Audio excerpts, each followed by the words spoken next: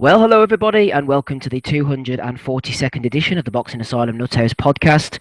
I'm your host Steve Wellings, and joining me on the panel so far we have Andy Patterson, Donny Baseball, Dave the Hater Lowback, and Adam Smido Smith. Lots going on this weekend, and also there's lots going on next weekend as well. It's going to be a packed show tonight. We will be previewing later on, obviously, Gennady Golovkin against Saul Canelo Alvarez. There's also a bit of Billy Joe Saunders action there, if that's your type of thing, and Callum Smith against Skoglund in the World Boxing Super Series. We've also got a couple of Bellews, it's fair to say. I think we've got about 20 odd coming in, so we'll do those at the end of the show. And we've got BENAVIDEZ-GAVRIL from this weekend. We've got HUCK against USYK as well to review. Andy was there at Berlin, ringside, lapping it up, enjoying himself, courtesy of Mr. Richard Schaefer. But we'll start off in one place, shall we? And that's over at the StubHub Centre, Carson, California. 3 fights of very high quality. I actually enjoyed all 3 of them for various reasons. But the main event, Srisaket, I'll try and say this if I can, Rungvisai, knocking out Roman Chocolatito Gonzalez in the 4th round in their rematch. It was a tight one first time round. It wasn't tight at all this time. He got the power, was just too much for Gonzalez, who looked a little bit puffy to me, looked a little bit old even at 30 down at these lower weights, and he looks like his time has just been and gone, unfortunately, after a magnificent career. He has been knocked out and he's been pushed out of the sport. Will he ever be the same again? Will he ever recover, Adam Smido Smith? I know you're a big Gonzalez fan. A lot to say about this one. Mr. Wangek, or Saw Rungvisai as he's known, he just seemed to punch too hard. Gonzalez just couldn't hurt him, just couldn't do anything, even though he tried to, like the true fighter he was, to have a go back. He just couldn't hurt this guy and keep him off him. Yeah, that's right. It was an extension really of the first fight, Steve. To be honest, he just, Gonzalez, as much as I willed him to from my premiere in bed at 5 a.m, he just couldn't have it. To be honest. I mean, Sky was saying that he looked bad before the fight, and they was trying to say he looked nervous and emotional, but I'm not buying that, to be honest, Steve. I saw him at the weigh-in at New York a couple of years ago when he fought Viloria, and frankly, he looked like a bag of nails. Came out the next night and was punch perfect, almost flawless. I know Viloria's not as good or not as big as this Thai bloke, but I don't think that Gonzalez doesn't really conform demeanour-wise. He comes from a completely different background than what the Yanks are used to seeing, these Americans or Europeans. He's basically from poverty, and they're saying he looked emotional. I'm not quite buying it. He probably knew that he had a massive task ahead of him, but he just, it was clear from early on that he was, again, the Thai bloke had the size advantage. I'm not going to attempt trying to say his name. He had the size advantage again, as we already knew, but it was even more of a visual reminder when the first bell goes. He was hurting him to the body quite early. Gonzalez was complaining. I mean, the writing was on the wall after two or three rounds, and he just got bludgeoned in the end. I mean, he caught him with a fantastic shot that put him down, and I was hoping that Gonzalez could get back into it, but he just couldn't. It's too many miles on the clock, maybe, or too many weights is definitely a factor. I'm used to seeing him, standing in the pocket and avoiding punches, and he just wasn't doing that last night. And he just couldn't avoid the shots that were coming in. The analysis is quite simple in that sense. To be honest, too big, too strong, and too many miles on the clock. And it's just a shame to see him flat out on his back. I thought the stoppage was interesting because Gonzalez was flat out on his back. They didn't seem to be in any rush to take the gum shield out. He had his eyes open. I think he was, talking to the ref or whoever was there. It wasn't as if he was, unconscious in any way, like we've seen with Amir Khan, for example, against Canelo. I just wonder whether he was lying there thinking, I can't beat this dude, and this is it. And it's a shame, really, that the exposure that he's gained, the mass media exposure that he's gained, has come towards the end of his career, and when he's just, one weight too many. And it's, like I say, it's pretty much an extension of the first fight and what we'd already learnt. I was just gutted, to be honest. I was just gutted, but I think that's him done now, to be honest. He shouldn't be. There's absolutely no way he should be trying to get in with someone, either a third match, which is obviously off the cards, but someone like Inoue and some of the guys around at that weight, they're just too big for him. And I think it's a shame that we can't say the words he's earned his money. Now he can go and have a retirement with all his faculties in place, because he probably hasn't earned enough money for the rest of his life. But that was my take on it, Steve. It was interesting you mentioned the gum shield there, Adam. I thought the same as you. Usually they're in a hurry to take the gum shield out. I wonder if the way the doctor was messing with his jaw, he suspected there was some kind of jaw damage. That's why they weren't too quick to rip it out. Maybe so. Maybe so. He was, like I say, there was no need for oxygen or anything like that, or recovery positions or immediate medical attention. But yeah, maybe the doctor had seen something with the jaw. It just took two massive right hands to that region. So yeah, that would make sense to me, mate. Hey to Dave, as Smido said, it just come a little bit too late for Chocolatito. Unfortunately, we've seen him on HBO towards the end of his career, and he's burnt out. I liked the way Rungvisai, he looked like a confident man. Darren Barker was wondering before the fight as the analyst on Sky whether how he would respond, whether maybe the hunger would go now that he'd beaten Gonzalez. But he just looked like someone who was going out there. He took what Gonzalez has thrown before, Dave. He knew what he was in against. He knew what he could do to beat him. And he just looked like a man who was fighting with an air of confidence, a bigger, stronger guy. He was extremely confident and relaxed.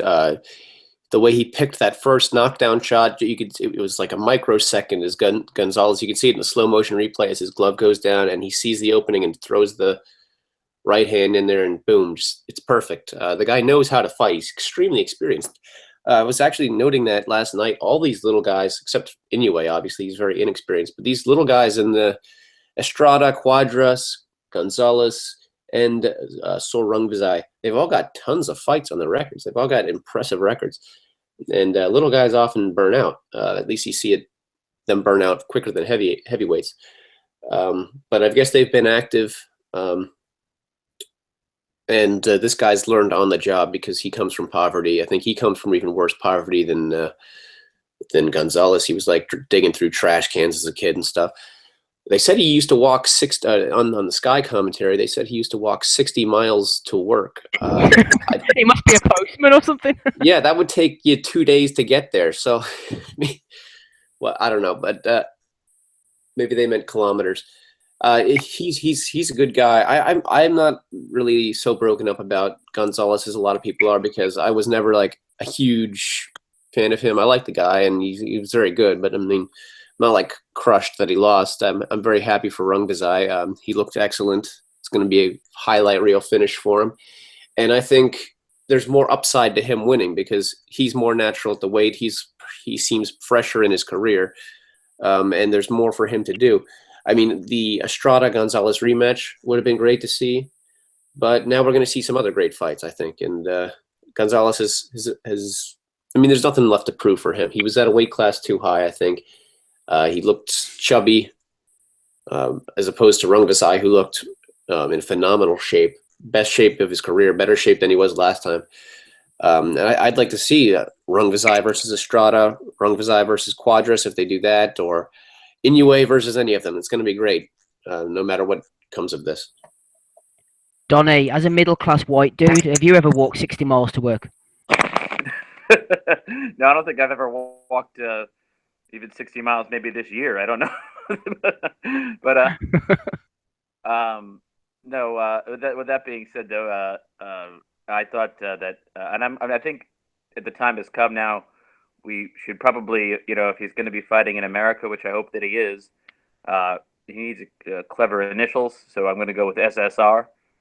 I think that works for everybody. If you have a hard name like Gennady Genadovich Golovkin, you just go with GGG. It seemed the marketing has seemed to work for him, so I'm going with SSR. I would recommend that to him as well. But I thought that he looked amazing last night. Actually, it's hard for me to believe. I need to go back and look at. I don't know if I ever watched the Cuadras fight, but did that end on a technical decision? Can't remember. It's something familiar about that. Let me just check BoxRec. Keep talking. Yeah, I think it ended on a cut or something. I don't think I've seen that fight. Yeah, he quit on that fight, Cuadras. He looked for a way out in that fight, but it was a bad cut. He was he was hurt, but he decided to kind of. Yeah, he was starting to get work to the body. Run about. I think it was Rungvisai started coming on top of him. I think it was about the 8th round. I think the fight was stopped. But if you go and watch it, actually, you can see he's starting to kind of get to him. Yeah, so I thought that the performance last night was amazing, and I think it's funny because it's hard to believe that he's 30 years old as well, which is actually the same age as Gonzalez, but there doesn't seem to be the same level of mileage on him, and he seemed just younger and fresher. And I think that might be because his recent fights have not been in a weight that is unnaturally high for him, whereas Gonzalez has a lot of miles on him, and he's had a lot of brutal fights. Not even just the loss to Rungvisai, but the wins over Cuadras. I mean, those were tough fights. And I mean, he probably took more of a hell of a beating in that, especially in that rematch, in a win than he did in and even in the loss to Rungvisai the first time around, because his face clearly told a story in that one. And I think he was somebody who, this is at the very end of his rope in terms of what weights he could fight at. And I mean, it's just the mileage had piled up on him, I think, and you saw the end of a reign, and it was really sad, as Adam said, that he only started to really be appreciated for the tremendous talent that he was at the very end of his career. He didn't get the acclaim and respect that he deserved until it was almost over, which kind of reminds me of the way Lennox Lewis was regarded in America, or the way that a lot of people only became a fan of Klitschko or something at the end of his career when he was fighting the Furies and the AJs of the world. This was a great fighter, and it's just a shame that nobody was able to appreciate exactly what he did. I'm sure we'll get to him later, but Lou DiBella is a fucking idiot for saying like, oh, he wasn't pound for pound. He moved up one weight and then he couldn't take it or whatever. The guy's moved up 4 weights, and people might say, well, it's only however many divisions or however many pounds between those divisions. But trust me, in terms of what those guys can rehydrate to, those pounds actually mean quite a bit. And Donnie, it's the percentage of the total weight. He's gone exactly. up £4, £3. It's nothing to Joshua, but it is a lot to Gonzalez. Exactly. Yeah, that's the perfect way to put it. I really hope that SSR continues to fight here in the United States. Obviously, his mandatory is the Estrada fight, which is going to be a great fight. I know that SSR's last couple of paydays were, I think, $80,000 and $170,000 for last night. So he hasn't really made the money yet. He's certainly still hungry. He was in training camp, they said, for 4 months for this fight, which to me seems crazy, but maybe the first few months weren't as vigorous. But I mean, this is a guy who really wants it, and I just hope that HBO is willing to put up the money as they were for Chocolatito. I hope they're willing to put up the money to keep this guy on the network. Obviously, it seems like they were bringing Inoue over here because what they were trying to do, obviously, was set up a showdown between Inoue and Chocolatito. That may have blown up, but I think Inoue versus SSR is now the fight to make, and I don't see a world in which SSR is not now a pound-for-pound fighter. I mean, I think he's proven it with the first win, which was close, but then a win that left absolutely no doubt after last night. Donnie, as much as I'm liking your SSR thing there, I notice his real name's Wisaksil Wangek, so we could call him Wonderful Wisaksil. He could be www. Better. He could be. You could just call him Wick Wang. Engines, Yeah. Wait, why would he change his name to Rungvisai if his sponsorship, isn't it? But his real name is like easier to say. Yeah, but they call themselves after, like, I don't know, is it supermarkets and stuff? Do you remember Fasan 3K battery? It's like having like Johnny Quick Save. Sponsorships. Yeah. A lot of guys with CP Freshmart as their last name. What would you be, Donnie? I don't know. probably Outback Steakhouse. Anyway, did you have anything important to say, Dave, before we move on? No, I don't have anything important to say, as usual. Excellent. Right, Andy, there's been some back and forwards on Twitter about Gonzalez's actual resume and his record and where he stands. Donnie mentioned Lou DiBella there. Richard Swig threw in a question this morning on the Facebook page. He said, if this is the end of Chocolatito, then what a brilliant career he's had. Srisaket was too big in the first place. He was stretching to make that fight in the first place. Let's show some love for Choco. He's been magnificent. What say you, Andy? Absolutely. Anybody who's listened to this podcast for any length of time knows that I've been championing Gonzalez for years. I've seen some of the comments today at the airport. It's great how, in hindsight, everybody's a fucking expert. Lou DiBella should know better, actually. I mean, the guy's been in boxing, I don't know how many years. Maybe it's because he's not a Heyman fighter that he doesn't fucking rate him. Whatever, the guy's an absolute fucking prick anyway. I don't think Lou DiBella meant anything by that comment. I think it was sort of taken out of context. He said he moved up one weight and couldn't take it. That was a separate part from he's not pound for pound, because I think moving up in weight was too much for him, and he wasn't pound for pound anymore because he lost previously. I assume that's what Lou DiBella meant. Well, we all knew the first fight was going to be a hard one. I think everybody said it, but you need to remember actually as well. Probably two or three things kind of led up to last night. I mean, age for one thing. I mean, okay, 30-year-old, but you need to remember that this guy, you know, he's 50 odd fights or something. He's fought some of the best from minimum weight all the way up to super flyweight. You can't deny him. You know, Takayama, Hirales, Estrada, Rodriguez, Sosa, Valario, Cuadra. These guys are all ex-world champions. Yagashi won the lineal flyweight title from. You know, he's only had 2 defeats in world title fights, and that's against the Thai guy last night, Rungvisai.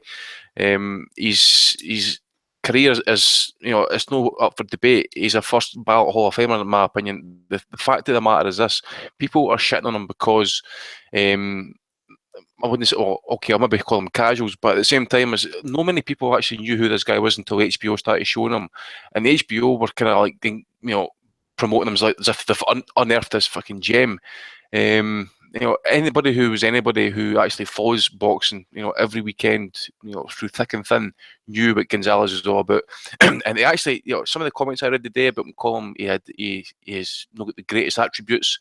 He's lacking in skills. So, you know, I don't know if people are trolling or if they actually believe this shit. You know, go and watch a guy. You know, he could cut a ring off without actually throwing a punch like Golovkin did.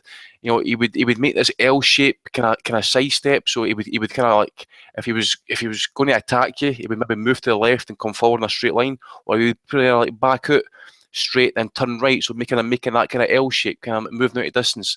You know, he would always throw great variety of combinations. It just the simple fact of the matter is he went up. You know, hit his ceiling at 115, and his power wasn't the same. Now, at the same time, as I says, you know, the downfall probably kind of came with the fact as well as, you know, not making excuses here, but you just don't know how this has affected his psyche. But, you know, his trainer dying, you know, Arnulfo Obando, you know, the guy was with him for years. They actually kind of not so much created him, but, you know, they went through thick and thin, and he took him to like the top, and that's how he ended up on HBO and stuff like that. You know, to actually lose him before the Rungvisai first fight, and then to go into that, you know, people say, well, he didn't adapt in the second fight. Well, you know, maybe that was down to the fact is that he didn't have his trainer to actually tell him what to do, because, you know, at the end of the day, you need someone in the corner to actually see what's going on and kind of just kind of like make wee suggestions to you, because sometimes you're in the middle of a fight, you're taking shots, maybe you're not thinking clearly, so you need someone with a clear mind to actually and know someone who knows the fighter. And that was Umbando, and I just think, you know, as I say, he's clearly know the fighter he was. He's hit the mainstream slightly too late, which is a shame. And one comment I want to kind of like pick up that Adam says he hadn't made enough money, which is probably right and wrong. I think he's made decent money. You know, if you think about like say the exchange rate for Nicaragua and stuff like that. But what I do know is he's quite tight with the Sandinista government. Now, if you go back in history, what happened to Alexis Arguello and the Sandinistas, they took everything off Arguello, and he actually had to fuck off to Florida for I don't know how many years. And that they took his house, they took his money from the bank, they took his cars, all his assets. So you just wonder, you know, will the Sandinistas end up bleeding him dry, and he needs to keep fighting regardless? Who knows? But, you know, he's without doubt, in my opinion, he's definitely a Hall of Fame fighter. You know, 4-weight world champion. 2 of those were one definite lineal champion. One, he was the consensus number 1 at minimum weight and light flyweight. I really don't know what people's problems is. Actually, the fact is that, you know, they've got an issue with people calling him like number 1 pound for pound. You know, he was definitely in that discussion. You didn't go, like, was it 47 fights undefeated if you're a complete bum and won world titles along the way and beat the absolute best that was available to you in your weight class at that time, and going up 4 weight classes and fighting who he did. I don't think anybody can complain as to what he did, because guys like, especially at flyweight, guys like Yagashi, Fuentes, Sosa, Valario, and what's he called? Arroyo, I think his name was. All those guys were top 10 ranked at 112. Cuadras and Rungvisai, top 10 ranked super flyweight. So there's absolutely no debate. Rodriguez, Estrada and Barrera at light flyweight, again, those guys were ranked top 10 at light flyweight. So there's absolutely no debate as far as I'm concerned. And the people that call them overrated, they're absolute casuals or just fucking trolls. And to be honest, if that's the best that you've got to kind of come back and troll a guy who, to be honest, went out on his shield, past his best, and you're going to troll a guy for that, he's took on the absolute best at his weight class, and you still find it fucking fit to fucking troll a guy. Well, we should actually laud guys like Floyd Mayweather for fighting a guy like Conor McGregor. Come on, let's get real about this. Roman Gonzalez is an all-time great, and he's a first ballot Hall of Famer. And I want him to retire because he's got nothing else to prove, as far as I'm concerned. Andy, I think part of it is that only the last maybe 4 or 5 of his fights have been shown with English commentary and in the mainstream US media. To be fair, so I think they may be going on a little bit of that wrongly and casually. That's what they're going on. But it's quite simple for me, Steve. I've seen a fair few fighters in my time, maybe not as many as you guys, but I've been to a few events in different countries. He's by far the best boxer I have ever seen with my own eyes. The way that against Valoria, when I saw him that night, he was, in the pocket, in punching range all the time, but seemed never to get hit himself. That's as simply as I can put it. The pivot in, and the footwork, the accuracy, and the punch variety, fantastic. Andy converted me, and I agree with everything that Andy's just said. Would you rate that fight higher, Smido, than Luke Campbell against Dominic Breazeale? Well, last week I got that very wrong, didn't I? I was on a bit of a roll. I was trying to go left field, but the most entertaining fight I saw was Brizuela against Tommy Coyle. I've got it correct this week, so the couple of guys on the chat can correct me there. So I do apologise for that. Thanks for that, Adam. Right, Gabe Lewis has joined us. Steve, though, cheers. Yeah, no, that's okay. It's okay. Just in case anyone wasn't going to bring it up, I thought I might do. Gabe's on the call with us. I know Gabe wants to shit on HBO later on. He's not too happy about them. I think regarding Estrada and Gonzalez, Gabe, to just note how good Gonzalez was in his prime, he beat Estrada, didn't he, by about 3 or 4 points on the cards. And look at how good Estrada was, I thought, last night against Cuadras. So I think that puts it into context about what Gonzalez was like at his peak and the type of level of opposition that he was defeating. Take that if you want, Gabe, and run with it, or just tell me about the Gonzalez-Rungvisai fight as you saw it. Yeah, I think that the fight did show the level of Chocolatito last night. He had that look on his face, though. And I was actually surprised because HBO was catching on to it. Because they're so blind to any fucking thing that doesn't fit their agenda. Like the whole card. All they talked about was how Chocolatito was coming back to avenge a close fight, which most people thought he lost, and they thought he won. And Max Kellerman, being a typical dipshit that he is, continually talking about how he thought the Estrada fight and the Gonzalez Estrada fight and the Cuadras Gonzalez fights were closer than the Rungvisai fight last time around, which I don't know. I was just rubbed the wrong way by the way they kept spouting off stupidity. And basically, I felt like they were taking all the credit away from Rungvisai for fighting a hell of a fight the first time. And I thought he won. I thought it was great. This guy's such a HBO. They make me sick sometimes with their agendas and how they push them. If you had, I don't know if anyone else felt the same way. I don't know if you guys were watching the HBO or Sky or Box Nation or whatever.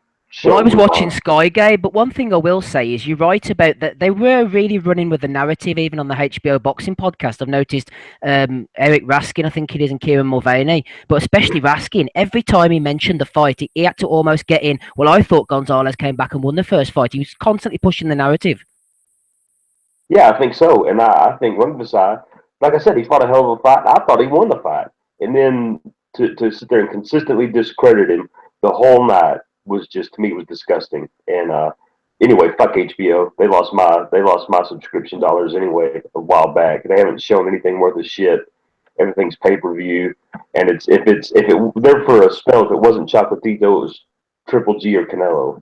Which, I'm not sitting there paying however much a month for the piles of shit they put on, and then they want to run the same crap over and over and over again. So I'm at this point, until they start showing more cards like the one they showed last night, I'll hold off on subscribing again. But I thought it was disgusting the way they continually push that narrative. And then even last night, it wasn't about how great Rungvisai fought. It was about how bad Chocolatito looked, how he looked like he was a shot fighter. You know, I think there was a little bit of that. You can't ever just say it's one thing, though, because in any sport, it's multiple things that are going on. You know, whenever you're watching, we talk about American football, for example, it's usually not just that the defense is that great, the offense isn't doing that well either, you know, or if the defense isn't looking so good, the offense is working towards that too. So it's multiple things that combine. And, you know, last night, maybe Chocolate was a little bit down. He didn't look like it. He just looked unconfident the whole night. I mean, you can see it written all over his face. And I thought Rungvisai fought a hell of a fight again. He did exactly what he needed to do. Stayed there. You could see he looked supremely confident though, and there was no mention of any of this. It was always just what is Chocolatito's problem? Well, his problem was he got a guy that had his number, and the guy, you know, pounded him last night, landed a couple of big shots, and the fight was over. I mean, he was out. That was it. They turned up the lights, no more. You know, and that's not for me to say I dislike Gonzalez at all. I mean, if anybody has watched this fight, so you see a great fighter, and you know it when you see it. But I just don't like the bullshit that you get, and it's almost like reading a fucking Dan Raphael article. You know, the guy writes shit all the time. HBO says shit all the time. It's the same thing that you get. I mean, it's disgusting to me. I'm gonna give a shout out to Rungvisai. He's not listening to the show, but if somebody out there is, and you know the guy, hey, tell him from over here in America, he's got a fan. Way to go, kid.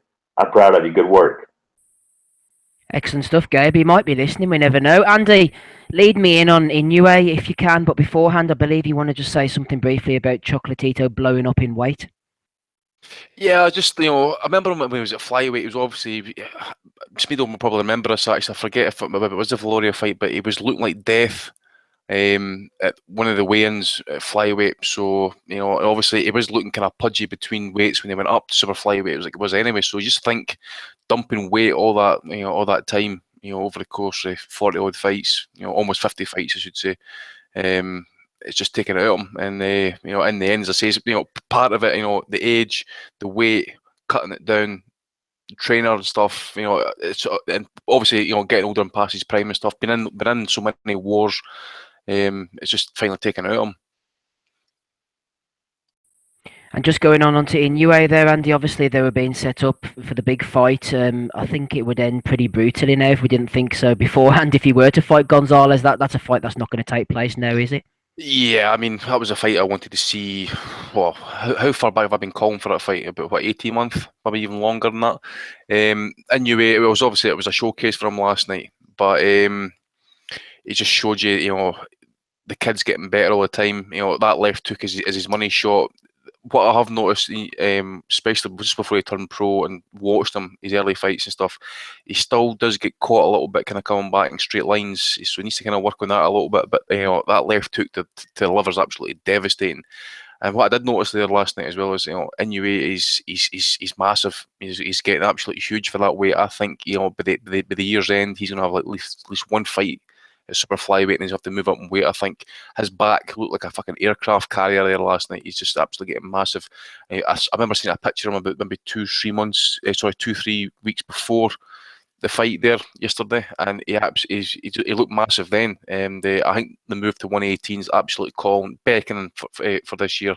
Depends how well he's going to have to keep stripping that weight off, but his hands seem to be holding up as well, which is good news. But hopefully he kind of hangs around if he can try and make the weight. I like to see obviously the Cuadra, Estrada fights and that. You know, those are good fights to happen. Super flyweight is looking pretty good, but I think he's gonna have to move up north pretty soon.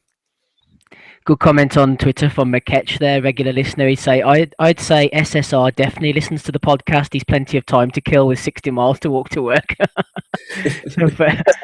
I'm going to bounce off of what Andy just said. I think I would like to see the Rungvisai fight, but I think Quadras is a nightmare for Inoue.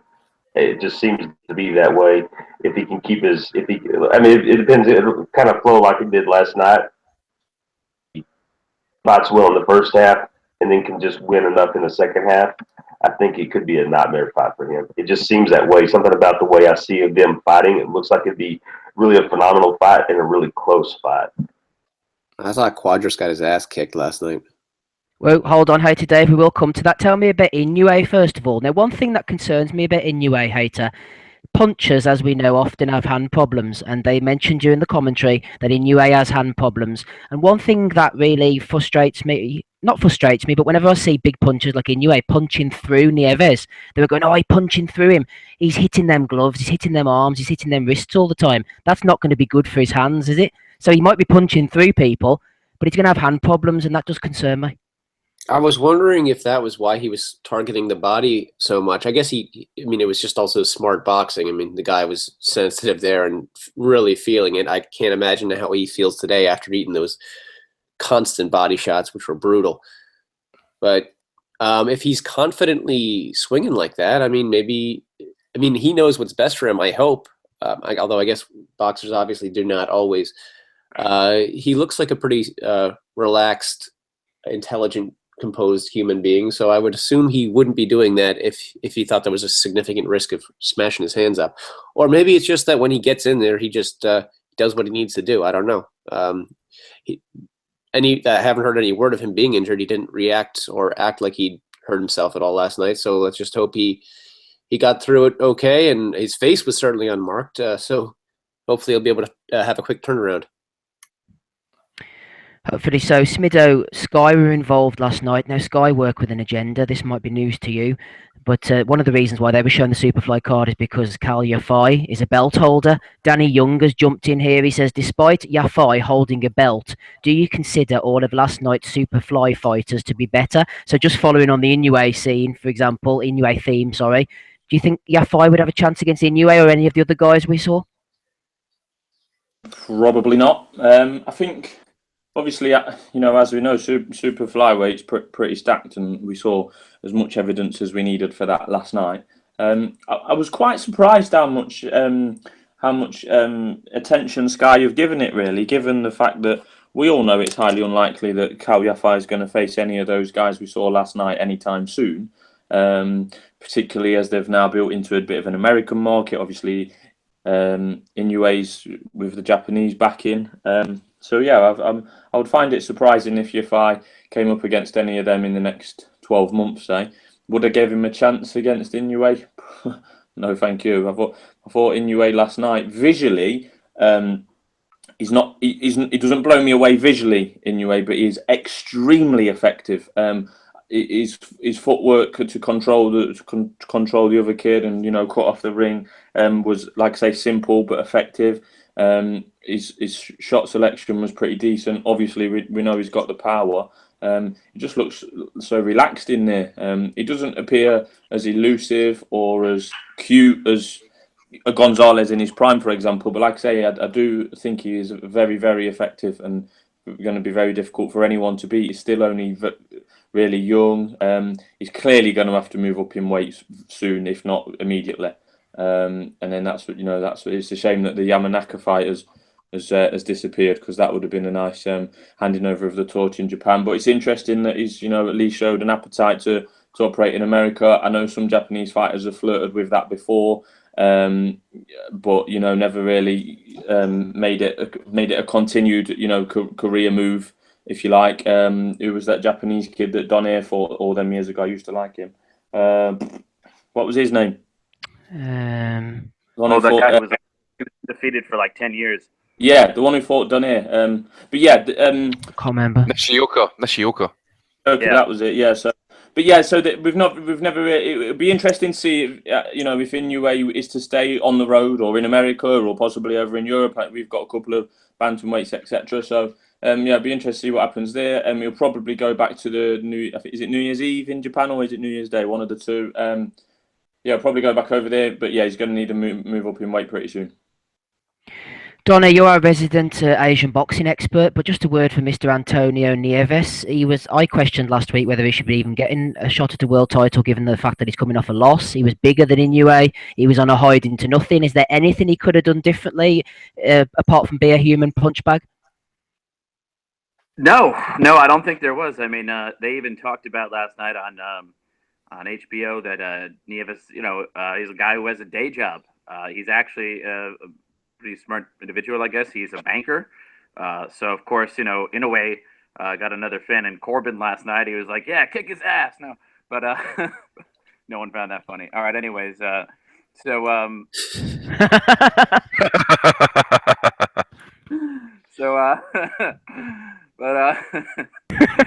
you found it funny, Donna.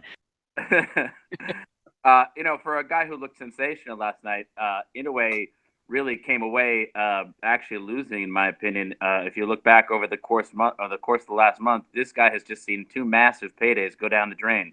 One was the Chocolatito fight that they were trying to set up last night, right? That's why they put him on the undercard, because I think they were trying to build towards that, and they thought that Choco would get the job done.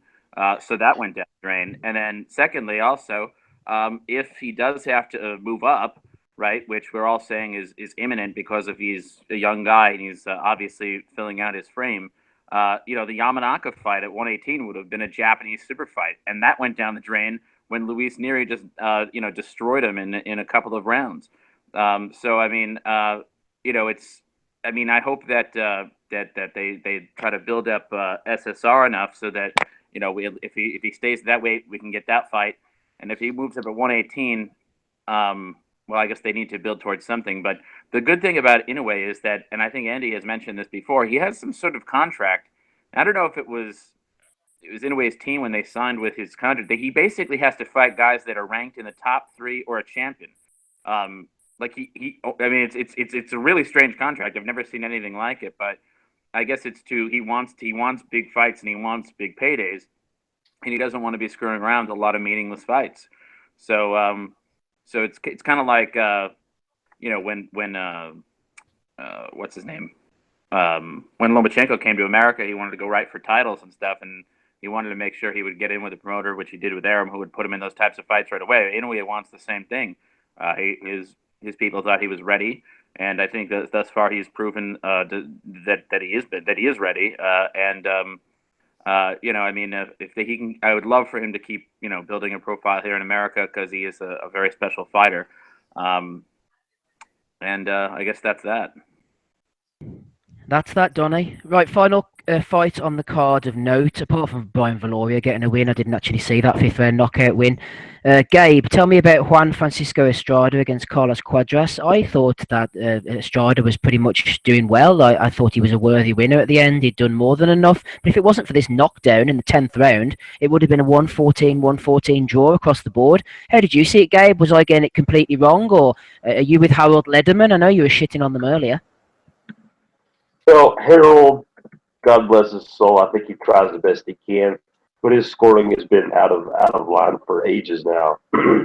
I did think that I had to start at 115, 112. Yeah, 112. Yep. And to me, it was pretty clear what he was doing. I mean, he was controlling the pace as the fight wore on. You could see that Cuadras had kind of blown his wad a little bit early. He had done well early. I don't think he had completely just steamrolled the early rounds though. I think I had round 3 for Estrada. I can't remember exactly. There was an early round in there or 2, and then pretty much the second half of the fight, I thought Estrada aced it. And then, as you saw through the fight, I mean, he kept his composure better. Cuadras looked like he kind of ran out of extent. And then he also looked like he was just kind of, well, what do I do now? I thought I would have this over with, kind of just lost a little bit. And it wasn't necessarily that he was having a poor fight, because I think that it was a good fight all the way throughout. And just in the end, I thought Estrada had more big moments in the fight. Of course, you had, then again, I mean, and this is not me shitting on HBO this time. I do think they had the fight scored wrong with Harold. I do think their commentary was a little bit off. But then again, though, to me, it's one of those things where it was a close fight. To say it wasn't a close fight is a little bit silly, but it wasn't like one of those fights where it can go, to me, either way. I felt pretty confident in what I was seeing, and felt pretty clear with what I was seeing. So although it was close, it was clear. It's not like a lot of those fights, like I'm saying, where you see a close fight and you're like, well, damn, I don't really know who won that round. It was so close. Like the Barrera Morales fight was one that you could use that example for. I think in some ways, there's tons of fights that we could use as examples there, but didn't really have that feel. Like I said, I thought it was clear, and great job to Estrada, and I liked both fighters, but if I had to pick one, my guy every time, probably Estrada. Hey to Dave Loback. Oh, I can hear two of me. Okay, thank you, Gabe. Hey to Dave. Yes, this is the first time I've actually really sat down and watched Estrada and actually paid attention for the full 12 rounds. And I really like what I see about this guy. Fantastic engine and gas tank. He looked like he could go a few more rounds even after the 12th. And he picked his shots really nicely. He wasn't afraid to have a go. He took a few shots in return from Cuadras, and he showed a good beard. Really like the look of this kid. Same for me. This is the first time I've watched a full-length fight of his all the way through and paid close attention in scoring it. I like the guy a lot. He's like sort of, to me, he reminds me of a longer Juan Manuel Marquez. His timing and counterpunching is superb. He had a massive advantage in timing, in composure, and a steady pace and game plan. He was like the same way the whole fight, pretty much, very steady. Cuadras was all over the place. He tried a lot of different things. I thought he maybe took about 4 rounds. I had it 8-4 minus the point for the knockdown. So I had a 116-111 for Estrada. I thought it was a pretty clear win. And I watched the Sky feed. I know they had it a little even wider than I had it. They were biased, but I have to say I agreed with Sky last night for the most part. Estrada was landing all the peachier shots, the clean work. Cuadras was working harder, but a lot of it was hitting gloves. Some of it was just missing altogether.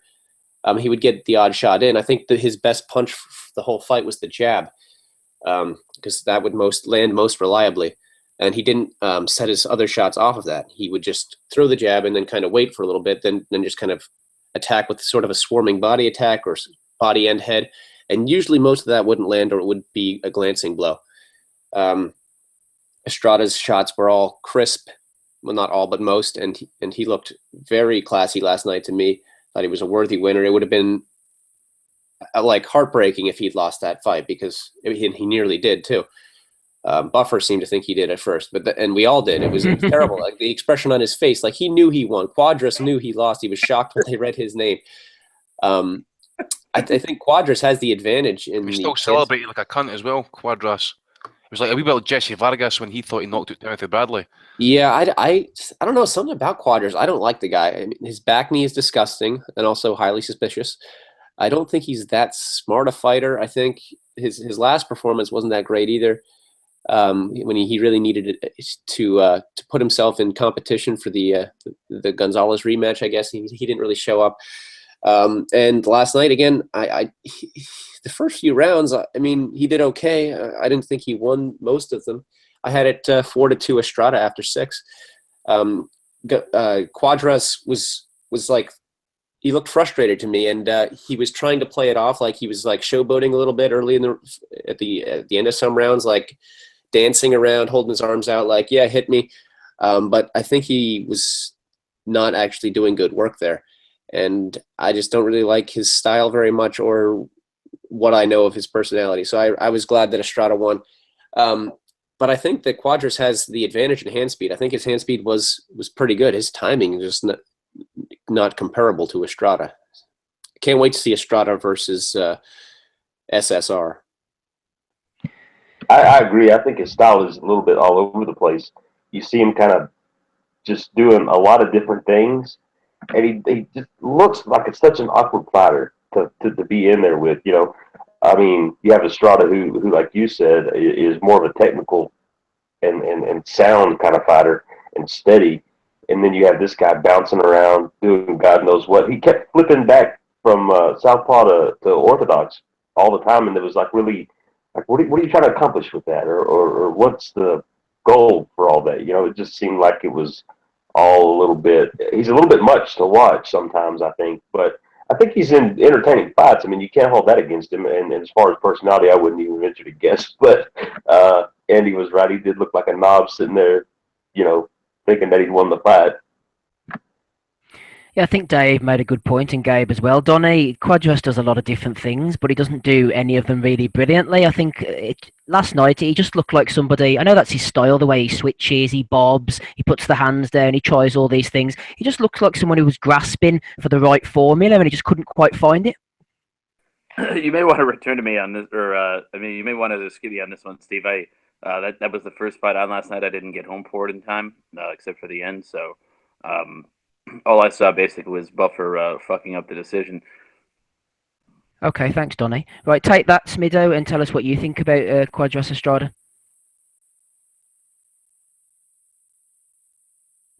Adam. Sorry, I thought the Cuadras switch hitting was an absolute disaster. Just don't know why he was bouncing around. He wasn't really knowing what to do next. I think Cuadras definitely had success more on the inside with combinations against Gonzalez.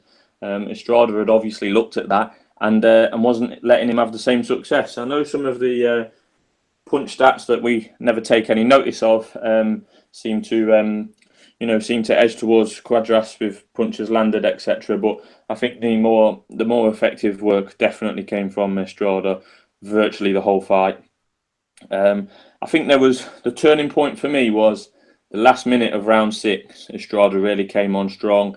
He was landing effective and nice uppercuts around that time. And in the 6 rounds particular, I noted that was when his right hand was coming into play for the first time, and a bit of beef behind that. And I think from that point onwards, Cuadras was fighting a losing battle, to be honest.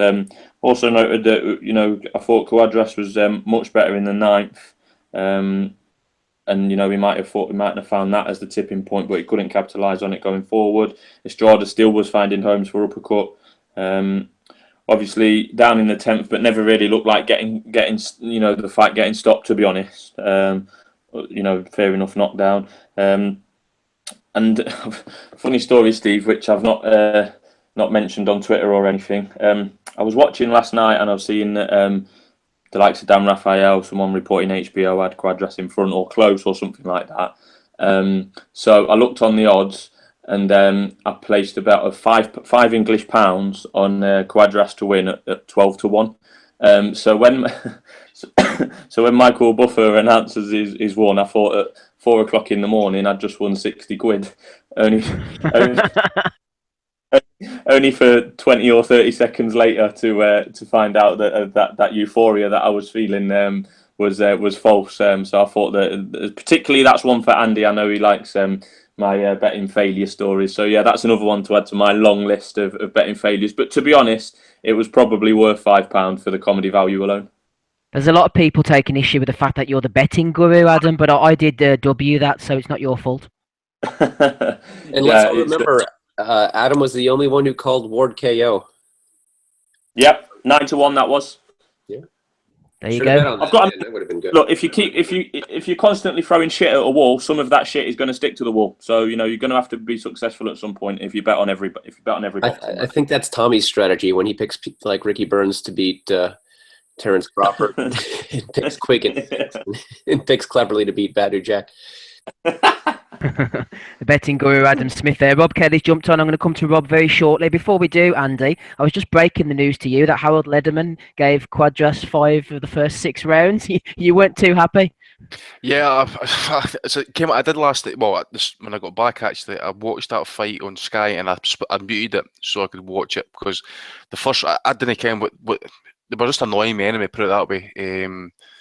So I muted it, and then you're telling me that Leatherman had 5 of the first 6 rounds to Cuadras. I mean, what the fuck was he watching?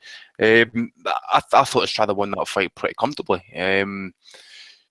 Far better combinations. Even though he was probably slightly the smaller guy coming up, I thought his power was pretty good. Dropped him pretty heavily.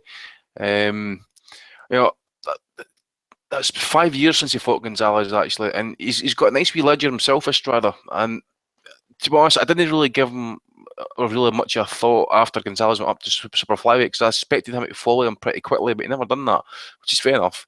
But you know, he did a real good job there last night, because at times, especially when he went on the attack, actually, I thought he reminded me a wee bit like Juan Manuel Marquez when he was throwing his combinations, you know, especially the kind of left uppercut.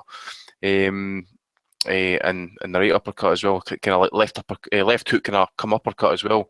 The other thing as well is he took a few shots off Cuadras last night. It didn't seem to kind of really bother him, because he think he would come back with 3-punch combinations and really snap Cuadras' head back. And as the guys are saying, he looked not so much OSC, but he looked like he was getting frustrated. He was switching stances, he was trying different things, he was launching shots, he was missing wildly, and then he gets picked off. I was really glad to try to beat him there last night, because as Dave says, actually, during the build-up of that Gonzalez fight, and then obviously the result, and then the kind of like the bullshit he came out with after that fight, I just think he's a bit of a knob, as the guys are saying, actually. So I was quite glad that he kind of lost it last night. But the thing is, I had him losing wide, but I still think he can be a player at that level. So I think he's still going to be in the top 5 super flyweights. And you know, if he's I'd like to see him fight Inoue next, if we're going to have a mandatory between Ring Visay and Estrada. So if we're going to get showcase fights for Inoue and stuff like that, you know, which you had there last night, I think Cuadras would be a decent step up from, especially on American soil. And I think it would be a fight that HBO would be quite happy to put on as well, especially to get the Estrada Rungvisai fight as a main event. But I think I had Estrada winning by about 5 or 6 points in the end. As I says, I liked his work. His work was far better. His jab was brilliant. His combination punching was brilliant, and he stepped in when he had to. And I just thought, you know, for every punch that Cuadras landed, he would land 3 or 4 better quality shots, and that's what you want. It's not about kind of coming forward and being the strong man and stuff. It's about putting your shots together pretty well. Good defense, which he had, and in the end, he was a worthy and comfortable winner. So fair play to Estrada. Yep, completely agree with Andy there. In an era of tune-ups for Santa Cruz and Mares before they get on, I just believe that we can just have the super flyweights boxing each other in round robins. But those 2 guys are jackasses. Well, particularly Santa Cruz. What a joke. Gabe's not happy. Are you happy, Rob, with what you saw last night? Estrada, Inoue, Gonzalez. We've spoken about all 3 fights. Give us your breakdown. I'm always happy, dude. I'm always happy when I'm on the asylum, you know. But no, I watched it. Like, I'm not too familiar with all these little feckers, the little super flies, but I've been watching them since they started showcasing Chocolatito on HBO. Completely admit that I never had interest in the lower weights really till I heard you lot on about them. So, the Chocolatito fight. I said last week that I thought Chocolatito was going to win, because I thought he wasn't going to get off to the same kind of start as he got off to the last time. He was a bit disorientated with the body shot, but Ringo, I don't know, there's a lot. SSR, we're calling him. Donnie's calling him SSR, yeah. Ringo was going to the body early. And, Ringo Starr. Yeah.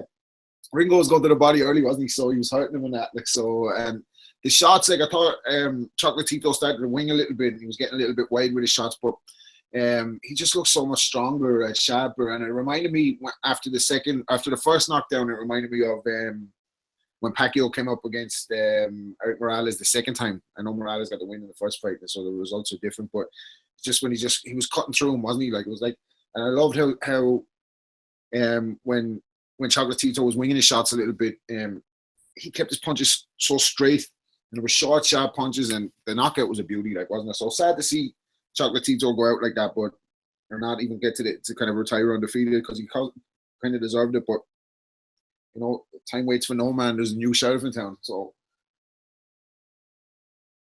And then on the other fights,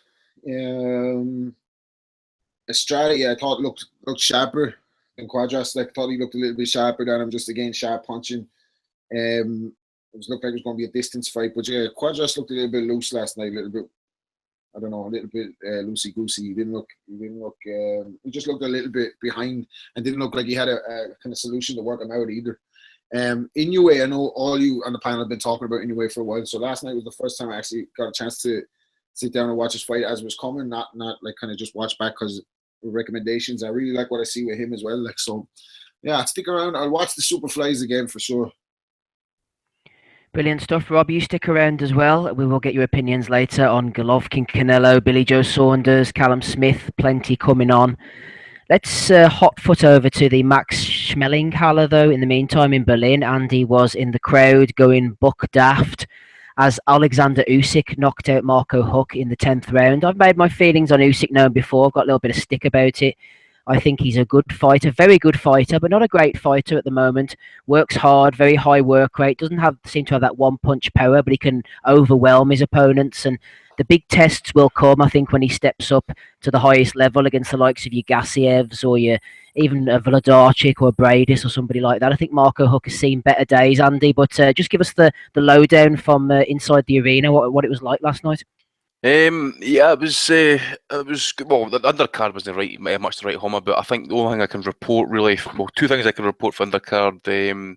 Isaiah Thomas was absolutely drained at the weight. I seen him before the weigh-in, 2 hours before the weigh-in. He was out running about the hall. He came at the weigh-in absolutely drenched, and then I think I tweeted it out during the fight about the fifth or sixth round, and that he still looked dry as a bone, and he was very lethargic. And probably one to look out for, actually. I'm not predicting anything big off the guy. I just think, I was impressed with what I saw. Leon Bunn, he looked quite composed, didn't seem to rush his work, and he had decent combination punching, so maybe one to look out for. It's Leon Bunn. Yep, the arena. Well, what happened last night was when we went into the arena, actually, I bought a €35 ticket, and we walked in. I met big fan of the show, Lewis Greenslade for Liverpool. He stays in Germany, and I met up with him and one of his mates for Bremen. A few beers. We went over, and we're meant to be sitting in the same section, and we noticed that the section was shut off. This would essentially be the top bowl of the arena was completely just curtained off. So we seek to a security. They sent us back over to the ticket office, and they upgraded us for better seats. So in the end, it was really good, but poorly attended. I think totally. I would say no more than 5,000 in the arena there last night, especially in the bottom section. There was like one side of the arena was absolutely vacant. They switch all the lights off, and like so the workers and that were sitting in there watching the fight. I was obviously when we went in there.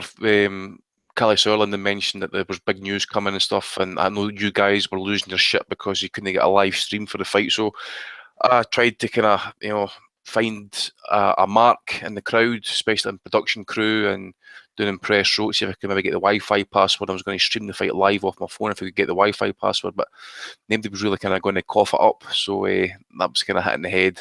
But I believe he's got a stream in the end anyway, so that was good. So yeah, on the fight itself, I thought Usyk was pretty much, I wouldn't say flawless, but he was really good. His foot movement was incredible. He stepped it up. When he did step it up, actually, he really did hurt Marco Huck. He was snapping the head back, good jab, body shots, mixing it all up and stuff. I do agree with what you're saying. That he's not got that one punch knockout power, but he's the accumulation of punching is absolutely incredible. Huck, as we know, seen better days. He did try, I suppose, to put a wee bit of pressure on Usyk, and the Germans were losing their shit a little bit. But I don't think he was really. From my position in the crowd and for what I saw on the big screen in between rounds, I don't think he landed all that. Anything telling. Maybe a couple of shots here and there. I think it was at round 8. I think that he pushed Usyk to the ground or something, right, and then hit him with a low when he was on the ground, I think. Was that the 8th round? I can't remember. I think it was the 8th round. Anyway, so he gets put back to neutral corner, and next minute one of the Ukrainians throws a fucking coin in the ring and almost hit Marco Hook. So USYK kind of scuttles in, kicks the coin out the ring and stuff before the ref picked up on it. Just on the Ukrainians, actually, I spoke to a couple of them last night. Actually, they were all Lomachenko's mates and stuff, and they were standing in this section in the stadium, and they were not moving for no cunt. They were standing for that fight. They weren't going to be seated. They basically told security, "You can fuck off. We're standing here," and that's the end of it. I'm telling you. So I went down and spoke to him because I saw this guy, this cracking USYK t-shirt on. So I went down to speak to him, see if I could get if I could get it for somewhere. So he put Did one of them have Lomachenko sitting on their shoulder so that he could see? We'll get on to him. I actually had a quick chat with him briefly, but yeah, as I said, I spoke to these guys. I'd asked Lomachenko at the weigh-in actually if about the Rigo fight. He claimed not to understand what I was saying, so his mate basically says, verbatim, he says that there's going to be an announcement hopefully within the next week, and there's going to be the fight's going to happen in December this year in New York. Lomachenko against Rigondo. As I says, that's from a friend of Lomachenko and USYK's. I don't know if it's true or not, but that was Keep that quiet, Andy. Yeah. Yeah, that's what don't tell anybody. We'll just keep that between us. Aye, keep that one quiet. Yeah, so as I say, I'm going off the fight purely off my memory there. I've not seen the fight back yet, but it says the Germans were quite placid actually, because they're not really national. I think they're afraid to be nationalist stuff. I think Hitler's ruined them a wee bit actually. They're scared to kind of fly their flags and sing the national anthem and stuff, which is fair enough. But in the end, as I say, usually it was a great atmosphere, especially for the Ukrainians. And the Ukrainians were actually spot on. The ones that I spoke to, and Lomachenko's mate and stuff like that, it was absolutely brand new.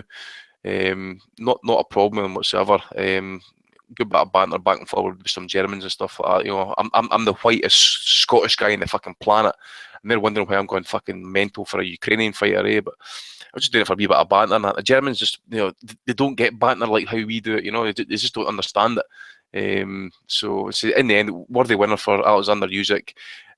Disappointing with the crowd, obviously, kind of like the capacity, and a wee bit disappointed with the venue as well for the weigh-in, because it was like it got held in a kind of a hall that kind of resembled a squash hall. So it was just a fucking absolute scrummage. Just as soon as the main event kind of kicked off and stuff like that, it was just absolute chaos. I spoke to the Finnish ring announcer, and he says to me that Lomachenko was definitely going to be there. So I was like, yep, okay, I don't chase anybody for a picture, right? But I was going to chase that wee bastard. And I said to myself, I'm going to show better foot movement to get to him, because I was just, as soon as I saw him, I said, right, grab him. And I got the picture with him, so I'm quite happy with that, because he's one of my most favourite fighters in the sport at the minute. So I was glad to kind of meet him and stuff. Big shout out to USYK as well. Actually, that guy is an absolute gentleman. Made time for everybody at the weigh-in. You would think, a big fight like that, he would be kind of slightly on edge. No, he was absolutely brilliant. He spoke to the people, went away for the rules meeting, came back 5 minutes later, stood for photographs and stuff. Shouted over at him for come in and have a quick chat. He kind of nodded to me. 5 minutes later, he actually came back looking for me, because he was getting cornered by those other people and stuff for pictures and that. And he did come back here, so fair play to the guy. He's an absolute gentleman, very approachable. Good. He's got a bit of charisma about him as well. So. Yep, semi-finals. I'm assuming Bredis is going to beat Perez, and so we're going to get those two next in the semi-finals. Hopefully it's in Germany. I'll go to that one. It's a great performance for USYK there last night. Excellent stuff. Thanks for that, Andy. Hey to Dave Loback. Andy mentioned USYK's footwork there. Every time I watch him, I'm just caught in between two thoughts on USYK. Sometimes I don't know if he's absolutely brilliant on his feet or he's a big clumsy lump of shite. I just can't. I don't know which one it is. What do you think? Oh, the footwork was what stood out for me as well. That's where most of his defense comes from, in and out. He gets around real well for a big guy.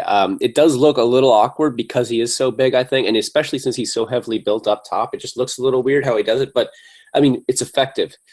He didn't take too much punishment last night. It was a weird fight. Huck was up for it, at least mentally, but I don't think he accomplished that much ultimately. The body attack slowed him down to the points where he tried to mount like sort of a last stand in the 9th and 10th rounds. he was not able to really go to the well because he looked like he gassed. I think that early body attack really paid dividends for Usyk, and Usyk, he didn't really sit down on most of his shots. He looked like he was just, it wasn't like Joe Calzaghe slapping or anything, but he was like stinging him with these like flurries. And they weren't really hugely effective punches, but they were, I mean, he didn't land at a very high percentage either, because Huck showed decent defense, moved his head, but he was very effective with what he threw, even if it wasn't landing hard and flush. And then he would usually end his combinations with a couple good body shots that he would sit down a little bit more on, and I think those were the key to the fight. The flurries to the head, they kind of kept Huck's hands at home and just kind of kept him on the back foot, and that Huck really did not like that a bit. So it was a bizarre performance because Usyk, I mean, he did really well, dominated the fight and won. I thought the stoppage was a little early. I think we could have gone a little longer on that. I mean, Usyk had the last guy he fought in a lot more trouble in the 12th round than he had Huck in. But Usyk's demeanor seemed really weird to me. He was like jawing at the crowd. He was dancing. He was making these weird hand motions. He was basically laughing his ass off the entire fight.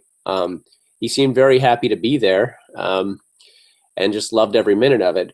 It just seemed like it seemed weird from the sort of cerebral guy. You like, a lot of people called him like the cruiserweight Klitschko and stuff. The Ukrainian we're used to, the Ukrainian demeanor we're used to from the Klitschkos and some other fighters post-all. They're not really they don't really fight like that. And Usyk just kind of surprised me with the way he fought and the way he acted. It's kind of funny. Seems a bit mentally unhinged, I think, when he does that funny big laugh. Yeah, he thought it was like really funny every time he landed a punch or got punched himself. Donny, just going on to Usyk's future, obviously he has the World Boxing Super Series to worry about, so he's not even thinking about moving up to heavyweight. I'm not so sure he'll fare that well at heavyweight, but I'm not shitting on him. I do like him as a fighter. What do you think about this, Donny, from George Ross? He's asking a two-part question, but it's pretty handy for a man of your intellectual superiority to get through this one. He said, would Usyk cope at heavyweight? And if he went to heavyweight, would he lose the movement with all that extra weight? Yeah, I mean, God, in a division that has a guy who's gigantic like Anthony Joshua, I don't think that it would end well for him. And yeah, he is very light on his feet. I mean, I guess in theory he could put on. I mean, what's he weighing in now? Probably so he's 200. Did they show the rehydration weights last night? I'm not aware of it, Donny. I just watched a film of it this morning. I don't know. Yeah, I mean, there's always a chance. I mean, he'd have to be a real artist, I guess, at heavyweight. He'd have to be moving in and out. He probably would lose some of that foot movement and everything. Although depending upon what he's rehydrating to, I mean, like I said, cruiserweights they have to come in at 200. Then they probably at least put on at least 10 pounds minimum. So, you're talking. I mean, still he's probably giving up almost like 45, 50 pounds to Joshua. That's a lot of goddamn weight. I mean, yeah, I don't know. I think he would lose the speed and he would lose what makes him effective. So, I mean, he's not a young guy either because he stayed an amateur for a long time. So he's probably not going to grow very much bigger. I think that he should focus on dominating cruiserweight, in my opinion. Do you want to say a word about Huck as well? I mean, we keep saying he's done. Do you think he'll just keep fighting? Yeah, he's had a lot of big fights over the years. The Germans do love him, and he's made a lot of money. I think he can really probably go on as long as he wants. To be honest with you, I mean, at some point he's going to have to retire. I mean, it's funny because he's still relatively young, especially for a higher weight division. But he's just been in so many wars that it's like, does he really need it anymore? I don't know. Does he really need it anymore? We can all ask ourselves that question. Rob Kelly, you don't watch Frank Buglioni on a Saturday night. Would you sit in and watch Alexander Usyk or Marco Huck on your Saturday evenings? Yeah, I might catch that one on the replay too. I know, I like Usyk. Like he's got good movement. I don't think he has a future at heavyweight. I think he's just too small. I think he'd be like Adamek if he went up to heavyweight against the guys just from sheer size. Like, and he didn't seem to have a lot on the punches last night. even though they were really effective in getting through, he didn't really seem to like. I don't know, but he's only had 13 fights, so he's going to get better. Like, and I like his footwork. Like, I like him getting in and out. Like, he looks good. Hook, I think Hook looks a little bit shot one, didn't he? Like, I think that was a perfect description. Whoever said it earlier, I think it was Dave when he said it was the last stand. Like, he just tried to drag him into a bit of a scrap in the 10th, and he just came out on the worst end of it. Not because he was getting battered necessarily. He was just taking shots unanswered. He wasn't able to give anything back. So, good performance by USYK. He did what he had to do, but I wouldn't be watching Hook on a Saturday night either if he was back out again now after based on that one. A brief hypothetical one for you, Rob. Do you want to just quickly surmise how Brady's Mike Perez ends up, and then the winner of that against USYK? You know, us Irish always root for the Cubanos, so I'm rooting for Perez, even though he's probably the underdog. Like, and I'd love to see Perez versus USYK. I want to see what Perez is made of at cruiserweight. You know what I mean? He's made of the good stuff. Yeah, exactly. Yeah, He's on that gear, baby. I'm telling you. Yeah, well, he does look pretty shredded for a guy who was a bit of a tubster when at heavyweight. Now that could be down to him losing the weight if he didn't. But he's a very skilled guy. Like, on his day, I know he took the hand of golf from Povetkin. Like, but Povetkin was juiced up big deals when he hit him as well, wasn't he? Like, so, so I don't know. I'd love to see Perez do it and make a bit of a name for himself just because of what he's been through, just to be a pro. I'd love to see him, get one big payday, and then he's been in that fight with the horrific ending and everything. It's just, I just want to see something good happen for the guy. So I'd like to see him win, but I wouldn't be sure about him coming through it. Yeah, just mentioning Povetkin there, I'm sort of done with him. He's dead to me at the moment. But I saw a photo of him which was floating around Twitter, I think it was, or Facebook, and he looks really slim. He looks like someone who could be trying to get down to cruiserweight himself soon. The old puppy fat baby face has gone, Povetkin. See, when he was failing the drugs test and in the fights before, see the size of his head. Say that HGH boosts your head up, doesn't it? He already had a big head, but the size of his head, you could block out the moon with that thing. Right, has anybody seen the David Benavidez-Ronald Gavril fight that was on Saturday night? Yep, I saw it. Go ahead then, Rob. What do you think about that? I thought Benavidez actually, when I was reading the YouTube comments, I watched one of these streams, Rob, where the guy frigging ruined the result at the top of the YouTube. So I was watching it knowing what happened, and everyone was going, "Oh, I thought Gavril won this fight. Benavidez gassed." I didn't really see any of that. I thought Benavidez paced himself quite well, and apart from the left hook in the 12th round that he didn't see coming, I thought he was a worthy winner. Yeah, no, he definitely won the fight. I don't think that's disputed. I don't think he looked as good in this fight as he did against, was it Medina who he hit with the highlight reel knockout? Yeah, made his head a speedball. Yeah, it was like a meme and everything the next day. Like, obviously he's not going to put in a performance like that each time, and the opponent has a lot to do with it. But I thought Gavril was in the fight all the time because just he stayed in front of him all the time. I thought Benavidez is a little bit defensively naive, so he can be hit. Like, he's going to be hit. And against a guy like Ward, he said his dream is to move up and fight Ward, isn't it? Where he'd be picked off coming in, his hands are a little bit low. Like, and I thought towards the end of the fight, he started to arm punch a little bit. There was not none of shots, and even though he was landing good combinations he was totally square when he got caught. I know he didn't see it, but he was totally square. His feet were all wrong. So I think he's got a bit to go, but I like the look of him. He's got a bit to go though. Did anybody else see this fight on Friday night? Sorry, Never saw it, mate. As you know, I was thought it was a Friday night. Oh, aye, in the pub. In the pub over in Berlin, enjoying himself. Andy was having a great time. No, that's fine. We shall move on then to the previews for next week, I think, because we have exhausted everything. Unless anybody knows of any fights that took place over the weekend that I might have missed. Don't think there was. Gabe's watching Benavidez against Gavril at the moment, so whenever you finish, Gabe, you let me know and I'll come to you and you can give us the expert breakdown. In the meantime, then we'll go over to next Saturday night, I think, T-Mobile Arena, Las Vegas, Nevada. Gennady Golovkin against Saul Alvarez. Golovkin's 37-0, Alvarez is 49-1-1. Let's have a look at the titles that are on the line. The IBF, the IBO, my personal favourite, the WBA and the WBC are all on the line. No WBO because that's held by Billy Joe Saunders, who is also fighting on the same night. Let's come to you first, Donna. You've unsheathed yourself, ready to get stuck into this one. I know you had a comment last week on this, Donny, but how are you feeling going just under a week into the fight? What's your gut telling you?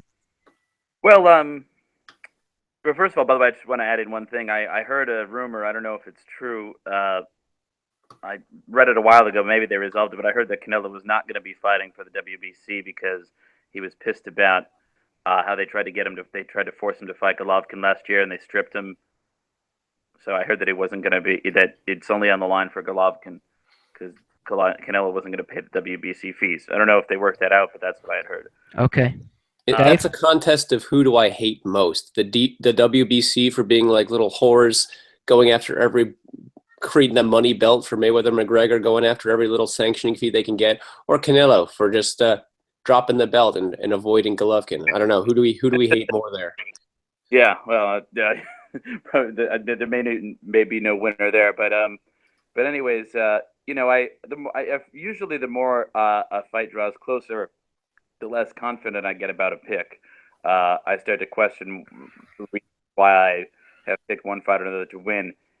In fact, with this fight, I think it's the opposite. I'm starting to actually feel more confident in my pick of Golovkin because, okay, yeah, maybe he looked human in his last fight, but Jacobs was a huge guy, and he's a different kind of fighter than Canelo is. Jacobs is a really good mover, and he's a boxer, and and of course he did have the size on him, so that Golovkin, wasn't able to really reach him as much with the power that normally would hurt other guys, and he still did manage to drop him at least once. So that's the kind of fighter that could give Golovkin trouble. Another kind of fighter that I could see Lara or Andrade or one of the. But Canelo is somebody who's going to be there, standing in front of him, and Gennady Golovkin is not going to have to hunt this guy down and be cutting off the ring and trying to chase him around. He's going to be there for him. And when you put somebody in front of Gennady Golovkin, people get hurt. They get fucked up badly, at least if history is any indication. And this is the kind of fighter that he likes to fight, that's made for his style.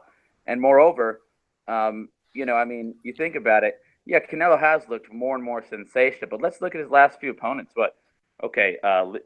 Chavez Jr., who basically just trained to make weight and not to actually fight, and then didn't even bring any sort of a challenge whatsoever when he got into the ring. He barely even tried, and the fight was absolutely disgusting. And the only good thing that came out of it was at the end of it, they announced that he was going to fight Golovkin. So basically, that was like a $60 advertisement for the Golovkin fight. Liam Smith and Amir Khan, right? I mean, if Canelo doesn't look like sensational against all three of those guys, then then obviously there'd be something seriously wrong. He was supposed to look sensational in those fights. So yeah, it's true he has matured. Obviously, it seems like his body has filled out into the middleweight frame very nicely. But in terms of, do I think that there's anything he's done as of late to make me really change my mind? No, he blew out people he was supposed to blew out. Gennady has the jab, right? He's going to control him with that jab.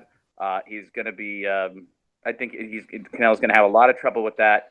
And Golovkin very effectively hides his power behind that jab. I think he's going to throw off Canelo's timing in terms of his, what he's known for is his counterpunching.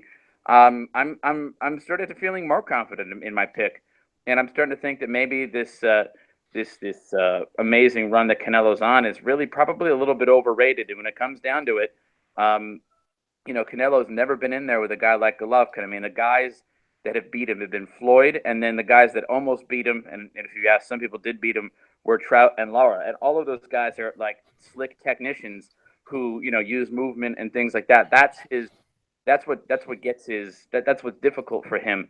But I don't think he's ever been hit by anybody the way he's going to get hit this coming Saturday, and I think it's going to be a very rude awakening for him. Donnie's predicting a rude awakening. Smido, I think he made some interesting points over the recent opposition. Do you think that the fact that, if you look at it, Canelo's recent opposition, they all have flaws, don't they? There's asterisks, basically, is what I'm trying to say, against each of the names. It's not the greatest run coming into fighting a beast like Golovkin. Oh, absolutely, Steve. We've got. I mean, you could. Cotto was. Even going that far back. Was coming down maybe. It was at 155, whatever. Cotto probably passed his best. And then to make like I said this last week, to make a strong and confident prediction about this fight is difficult. There's a lot of question marks. As Donnie's just covered, a run of Amir Khan, Liam Smith, and Chavez going into a Golovkin fight is no way near good enough preparation. But then on the flip side of the coin, we've got Golovkin, who was shaken up a bit too much by a welterweight Kell Brook, and then taken the distance and didn't look great against Jacob. So there's a lot of question marks going into this fight. It's the most well. I can't think of the last time I anticipated and looked forward to and was excited for as much as this one. It's an absolutely fantastic fight, and it's just a shame that the man from Las Vegas and the Irishman tried to hijack and have successfully hijacked some of the limelight ahead of this fight. I've really struggled to come to a prediction on this, Steve. Even as recently as this afternoon on the way back, I've still been thinking about it. I think the battle of the jabs is going to be massively important. Both pretty strong in that department and have like different variations of jabs. I sound a bit like Seb here, but I think that's going to be massively important. The one thing that you can say about Golovkin is there's not many people, maybe Kovalev in his day, whereby as soon as you get hit by this fighter, whether it's a jab or a body shot or whatever it may be, the opponents we've seen him in with, game plans have gone completely out the window. Not Jacobs, though. What about Jacobs, though, Smitho? He got hit and dropped, and he was still throwing. I know the last couple of rounds he was tired, though. Bigger guy, though, isn't he? Bigger guy. Yeah, he did, but so did Martin Murray going that far back, Steve. Martin Murray was dropped in the third or fourth round and stayed in there till the 11th. What we've got to remember is Golovkin, he's still got awesome power. And in my mind, I might be putting this too simply, but Jacobs only went the distance in my mind because he was on the back foot. He was being pretty effective with that, but he was certainly on the move. I don't think Canelo is going to move that much, to be fair. We've seen Golovkin showcase his jab before against the likes of Lemieux, and I think Golovkin will need to win the battle of the jabs this weekend. To be fair, because if Canelo is able to control from the middle, I think that's when he can start bringing his uppercuts and body shots in as Triple G comes forward. I think they're both normally aggressors and normally do control from the centre of the ring, but I think Golovkin relies on that a little bit more. I think he's slightly more front foot than Canelo, to be honest.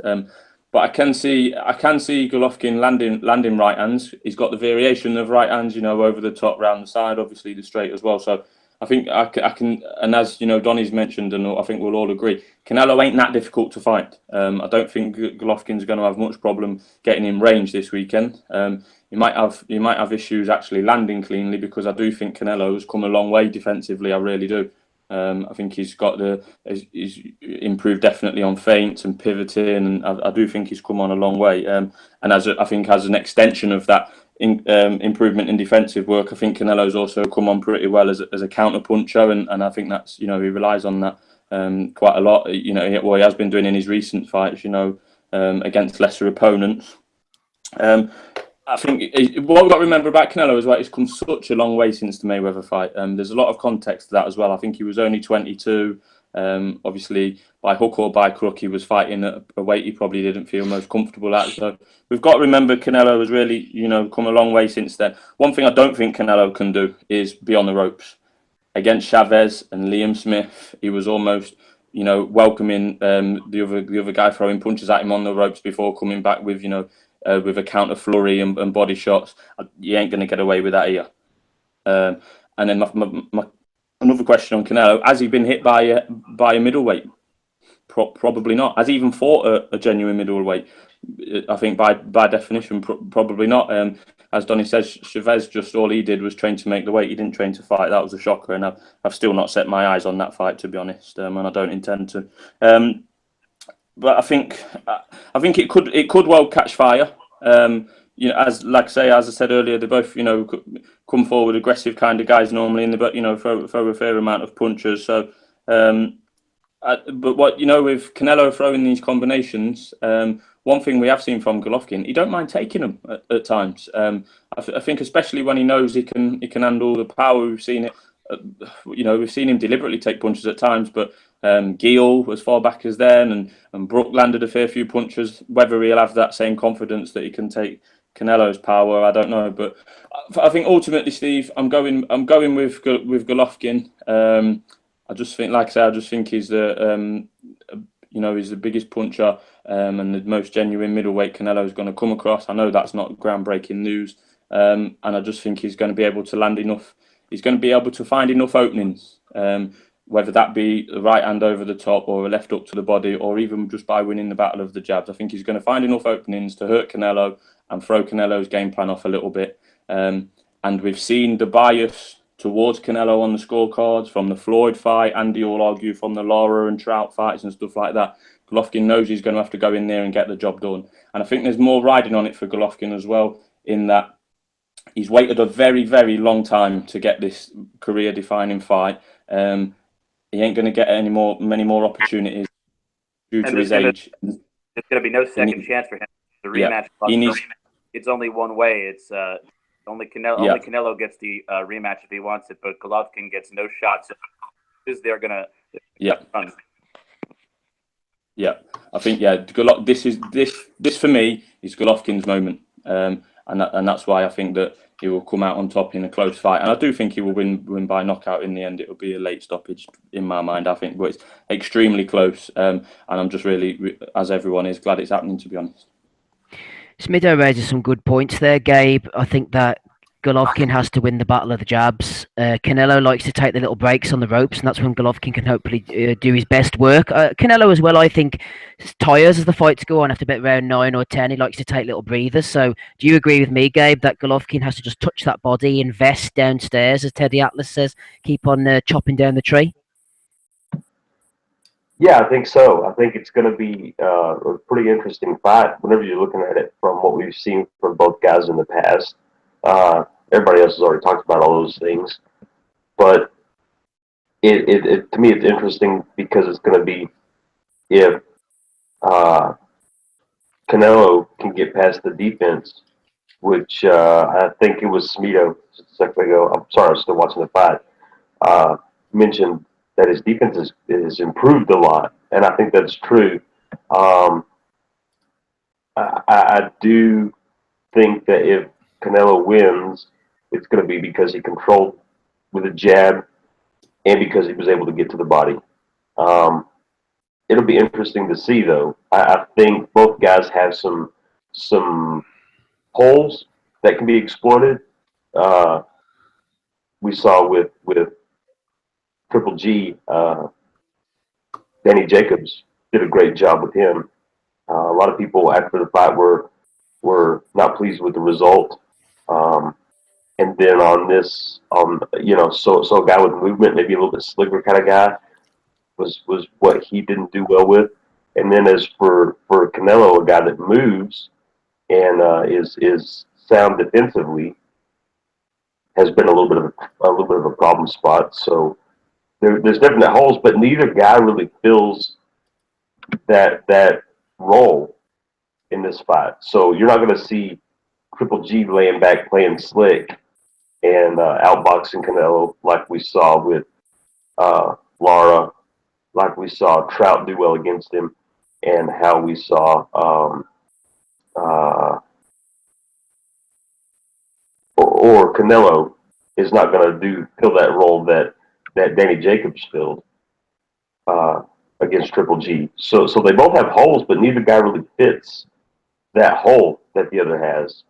So it's going to come down to whoever has done the harder work in camp, whoever can get to the body consistently, and to whoever controls with that jab, because the jab is going to be a big role player. In the end, I don't know.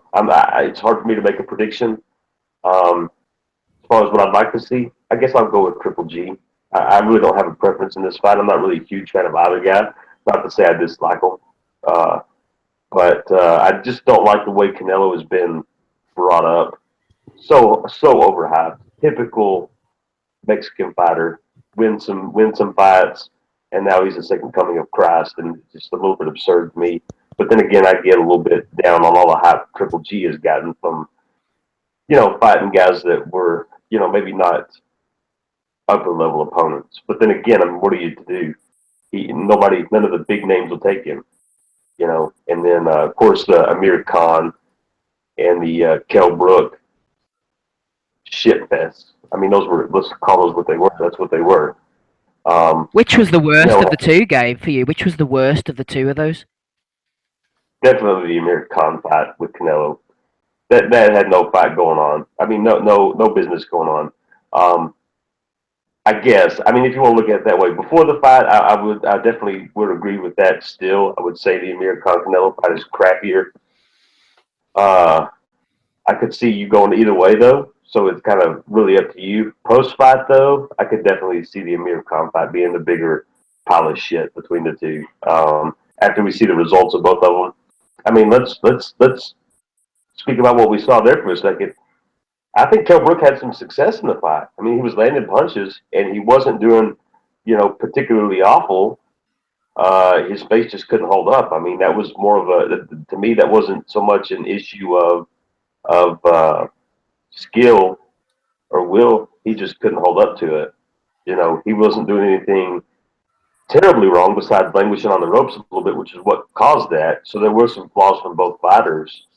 But Amir Khan, I mean, Jesus Christ, you knew it was going to happen. There was no doubt. I mean, the whole show wasn't about can Amir Khan win the fight. The whole thing was about what round will Amir Khan be knocked out. I mean, that's what was, at least from what I was reading, the consensus thoughts on that fight before it even happened. I think the same was similar of Kell Brook, but I just thought Kell showed a little bit more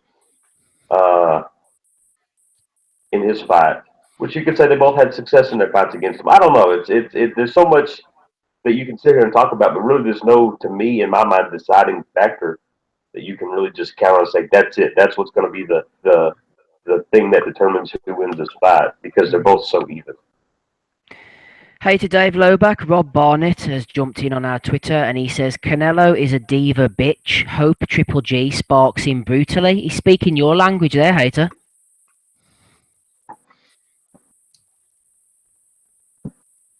Hey to Dave. Oh, there's two Daves. Yeah, my one Hangout app seems to have crashed. I don't know what happened there. Oh dear. Did you hear what I was saying there? Rob Barnett said that Canelo is a diva bitch and he hopes that Triple G sparks him brutally. It sounds like something you would come off with. I agree. I don't think he's a complete bitch. I mean, he's a fighting man.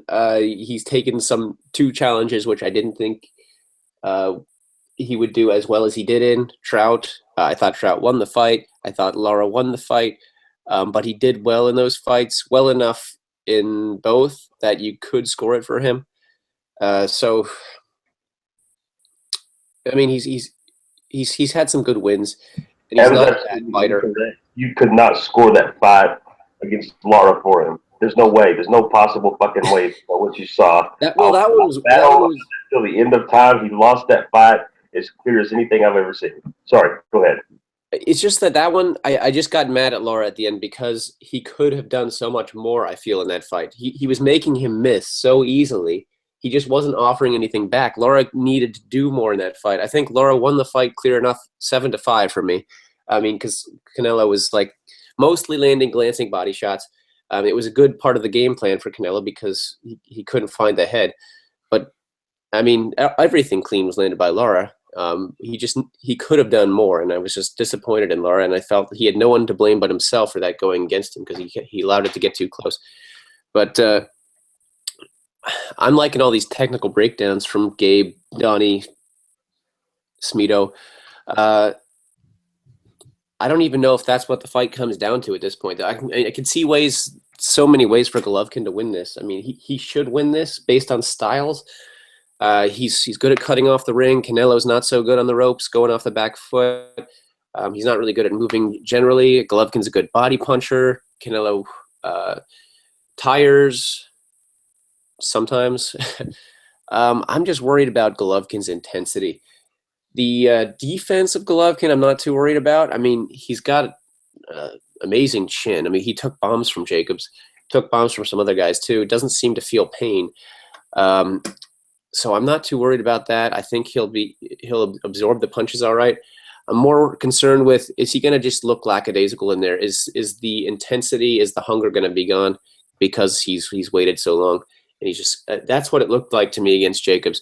He took the shots okay, but the intensity, the need to knock this guy out was not there. I have to rewatch that fight. I have it downloaded, and I've been meaning to. I wanted to rewatch it before this breakdown so I can analyze it more closely. But from what I remember, what really let Golovkin fans down in that fight was Golovkin's lack of drive and lack of fire, sort of like a faded Manny Pacquiao we've seen lately with it, where he doesn't really have that killer instinct anymore. And I'm wondering if Golovkin's lost it as well. Something Paulie Malignaggi said about the farce a couple weeks ago with Conor and Floyd. He said that Conor's advantage is he has the intensity of youth, I think were his words. And that's his greatest advantage. And I think that was actually the truth. I think Paulie was right. And I think the intensity of youth is something that Canelo has over Golovkin here. And it's sort of an intangible. And I think it might come down to that, though, because I'm just worried that Canelo wants to win this more than Golovkin, even though Golovkin should want to win this more based on the positions they're in. Golovkin, he hasn't looked the hungriest. He doesn't seem that into boxing the way he talks. He didn't chase this fight as hard as he should have. He never seems like, yeah, I really want to kill this guy. Come on, bitch. He just is always like smiling at the camera, like, oh, I'm happy to be here. I just hope he hasn't got late career Manny Pacquiao syndrome. We will see. But I'm going to go with Canelo on points. Maybe he won't deserve the decision. And I'm certainly hoping he gets wasted. I'm just worried about Golovkin's mindset here and his heart. Thanks for that, Dave. I was just about to come to you, Rob Kelly, and say that it's a pretty Golovkin-heavy prediction so far from the guys on the panel. And I might be speaking out of turn here, Rob, but I have a feeling that you, knowing you as I do, might be picking Canelo like Hater Dave Lowback. Am I right there? No, well, as much as I want, I'm rooting for Canelo because me and my dad have been following Canelo since when he fought Cotto's older brother that time. He was on one of Floyd's undercards, and I've been rooting for him since that time they got his shit rocked there in the first round. Yeah, he got caught cold, and got caught cold. He's kind of hasn't shown signs of that since then. So maybe he did just get caught cold. He was 19. I don't put much stock in that. So, but he looks like my mate Tom Connors from down the road. So I was rooting for him, and I even did the song with his name and all that. But look, this is a fight. Like I think people are kind of getting caught up with the Danny Jacobs performance and the Kell Brook performance. Definitely Golovkin looks like he's lost half a step over his last 3 fights, maybe. But the fight to maybe point to is the performance in the Lemieux fight, where he's just going to keep him on the end of the jab, shuffle in and out. If anything, Canelo's strengths are if you come to him. If you come to him, he lights you up. If he has to go and find you, he's not so good, as you can see. So I think Golovkin's going to just keep him on the end of the jab, bang him with the jab, and he's not that hard to find, as Smitho said. He's a little bit low with his hands, so he's going to be hoping that he has enough to keep Golovkin off him when he's letting off combinations, because he's going to be able to find Golovkin too. Golovkin's not exactly with a whisk beater. He stands right in front of you. He's there to be hit a lot of the time. People say he does it on purpose. Some of the times I've seen him hit, I don't think he was doing it on purpose. I think Brook rocked him with the uppercut. I think Canelo's going to be looking for that uppercut. So Canelo's chances lie where he stuns him a la Brook and jumps on him. That's my only shot, me seeing him getting him out of there. I think it's going to be a late round stoppage, 10 to 12 round stoppage. Golovkin will start to stalk him when he gets tired. Back him up. Andy, last but by no means least, on to you. My prediction, I'm going for Golovkin on points. I think it's going to be very close. I think it's going to be really narrow. And I have a hunch, this is just a hunch, nothing to back this up. I have a feeling that Golovkin is going to taste the canvas for the first time in his career. I don't think he's going to be majorly hurt, maybe a little bit embarrassed, but I just see a shot that he doesn't see coming, maybe a left hook. It's always the ones that you don't see coming, bang on the chin, he goes down, people start to get a bit of hope. Could you see something like that going down, maybe the beast getting dropped, Andy? I'm not too sure. I think his chin's pretty solid. I think the guys were, I think they used the wrong opponents actually to kind of talk about Golovkin shaking off shots. I think looking at Brook and Daniel Gill, these guys are no punchers at middleweight, especially Brook anyway. And Gill was never a puncher, So I think Golovkin, he could walk through those shots and really had no regard for what was coming at him, just as long as he could walk them down. I think it'll be a different story this time. I think the first 3 or 4 rounds are going to resemble Golovkin Lemieux. Golovkin's going to sit back on that jab and he's going to see what Canelo does. Now, I'll tell you one thing, by the way, Canelo, he is stacked on some muscle, which makes me suspect, especially with that gut anyway. But if he's packed on a lot of muscle, considering his stamina's not all that great in the end, I think he's going to struggle down the stretch. Now, we know Golovkin can manoeuvre you about a ring without throwing punches. If he keeps it at mid-distance or at range, I don't think Canelo's really going to have much problems because he's not really got good foot movement. As the guys have said, I think it's going to be when the fight comes in close. I think personally Canelo could be the better in-fighter, especially with the combinations. It's the counter punch for Golovkin that could be the one that actually upsets Canelo, because I don't think you might see that coming. I really don't know if Canelo is really going to punch hard enough to really dent Golovkin, unless next Saturday's the night that Golovkin just got old overnight or whatever. But I don't see it. I just think he's going to, we'll put it this way: Canelo's no real good foot movement. You saw that against Floyd. Floyd just toyed with him. Now, if he does try to walk forward with Golovkin, he might have a wee bit of success. I just don't see what else he's going to do. Rather than get it in the inside, try and get him to the ropes and try and work the body. He might try and time a Golovkin right hand to try and slip it and come back with his left hook over the top. Just like a similar shot he knocked to James Kirtland. I think it might be the right hand that he knocked to Kirtland with. But I think Golovkin's chin's pretty solid, even at 35, 36, whatever age he is now.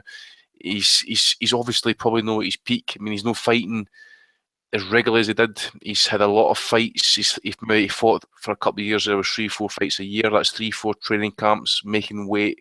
You just wonder, is it a step too far now at 35? He's constantly having to make that weight, but I don't see it. I think Golovkin's going to do this late. I think part of the reason he's going to be is he's got better foot movement. He's going to walk Canelo down, especially down the stretch.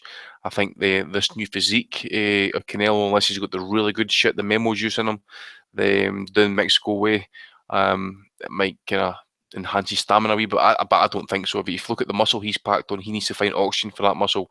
And as I say, considering his gas tank is absolutely horrendous at the best of times, I think Golovkin will pace it. Now, the other thing as well is about Golovkin, a lot of people were kind of losing their shit a little bit a few weeks back when Golovkin did the check weight, and he was apparently something like 5 pounds, 6 or 7 pounds overweight compared to the last 4 or 5, 6 fights he's had in the past.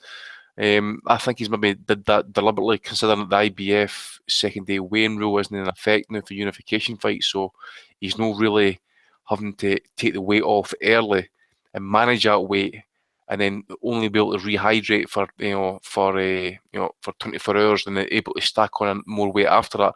I think that's maybe what's happened with Golovkin and Jacobs' fight. People thought, you said yourself there that he's maybe didn't look his best against Jacobs. I think it might be the fact, it might be a contributing factor that he's made the weight that often. He couldn't really stack on the weight because of the IBF rule. Now that IBF rule's out of effect, he's be able to manage his weight properly. He doesn't need to kind of as I said, manage your weight and stay on weight for a wee while, so he doesn't need to then pack it on afterwards. But I think he's going to do it differently this time. I think so. I think he's going to get it done too. It's important to mention as well, like, they kept him very active, like, over his run. You know what I mean? He used to fight in Monaco. He's fighting in the States. He's fighting. He's been on a load of consecutive cards. So age is going to play a factor. But Canelo hasn't knocked anybody out above 154 pounds. He lit Chavez up, but he didn't look like he didn't stop Cotto. He had Cotto hurt. He didn't get Cotto out of there. Like, so is he gonna, like, we seen Golovkin get hit square by Lemieux, who punches like an atomic bull. Like, seen him get caught square and he just shrugged it. So I'm not saying like Brook hurt him or whatever. I'm saying that Brook was able to find him, and I think Canelo won't have a problem finding him. But we have to find out, does Canelo punch that hard at 160 that he could keep Golovkin off him? I don't think he can. So I don't think so either, mate. Just says,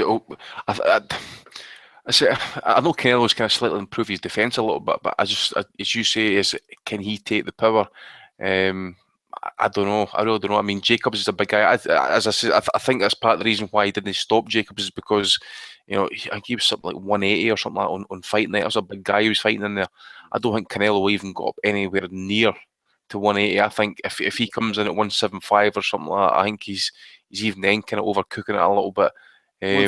perfect for him if it was somebody else, but I think he's probably going to come in a little bit heavier than that. Yeah, so see, when manoeuvring about the ring and stuff, I just think Canelo, I think, needs to get his respect early doors, which he probably will. But as I say, I think Golovkin will be kind of cagey early doors, just kind of feel him out, jab him, battle the jabs. I think he's got a far better jab compared to Canelo. Maybe the hand speed, maybe slightly in favour of Canelo, but so I don't think he, we'll find out. But I think Golovkin's chin is granite, so I don't see Canelo really kind of not so much put a dent in, but I don't see him putting him down. And I think Golovkin's going to get him late. I'm going to go for 10th round stoppage. Yeah, I think it's going to be between 10 and 12 as well. Just forgot. People are looking for this like a Hagler Hearns. Like I know they're trying to sell the fight, but people that are looking for this to be like a Hagler Hearns are going to be let down. I think it's going to be, like we said, he's going to put him on the end of the jab for as long as it takes and then take him out. I was going to say there, people tuning in expecting Hagler Hearns. I'm just trying to get to the bottom of the TV situation. I'm not entirely sure that I still have it down, but I'm just reading an article here. It says the fight will be shown exclusively live in the UK and Ireland on Box Nation box office from just £16.95. Then it says Box Nation's current paying subscribers and new customers who want to subscribe will get the fight as part of their monthly subscription. But then it goes on to say it's as if even if you're a current Box Nation subscriber, Smido, you've still got to order it. Is that right?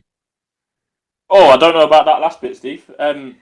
Oh, fuck. Well, here, because it's turn into a nightmare. I've been a subscriber for 2 years or so.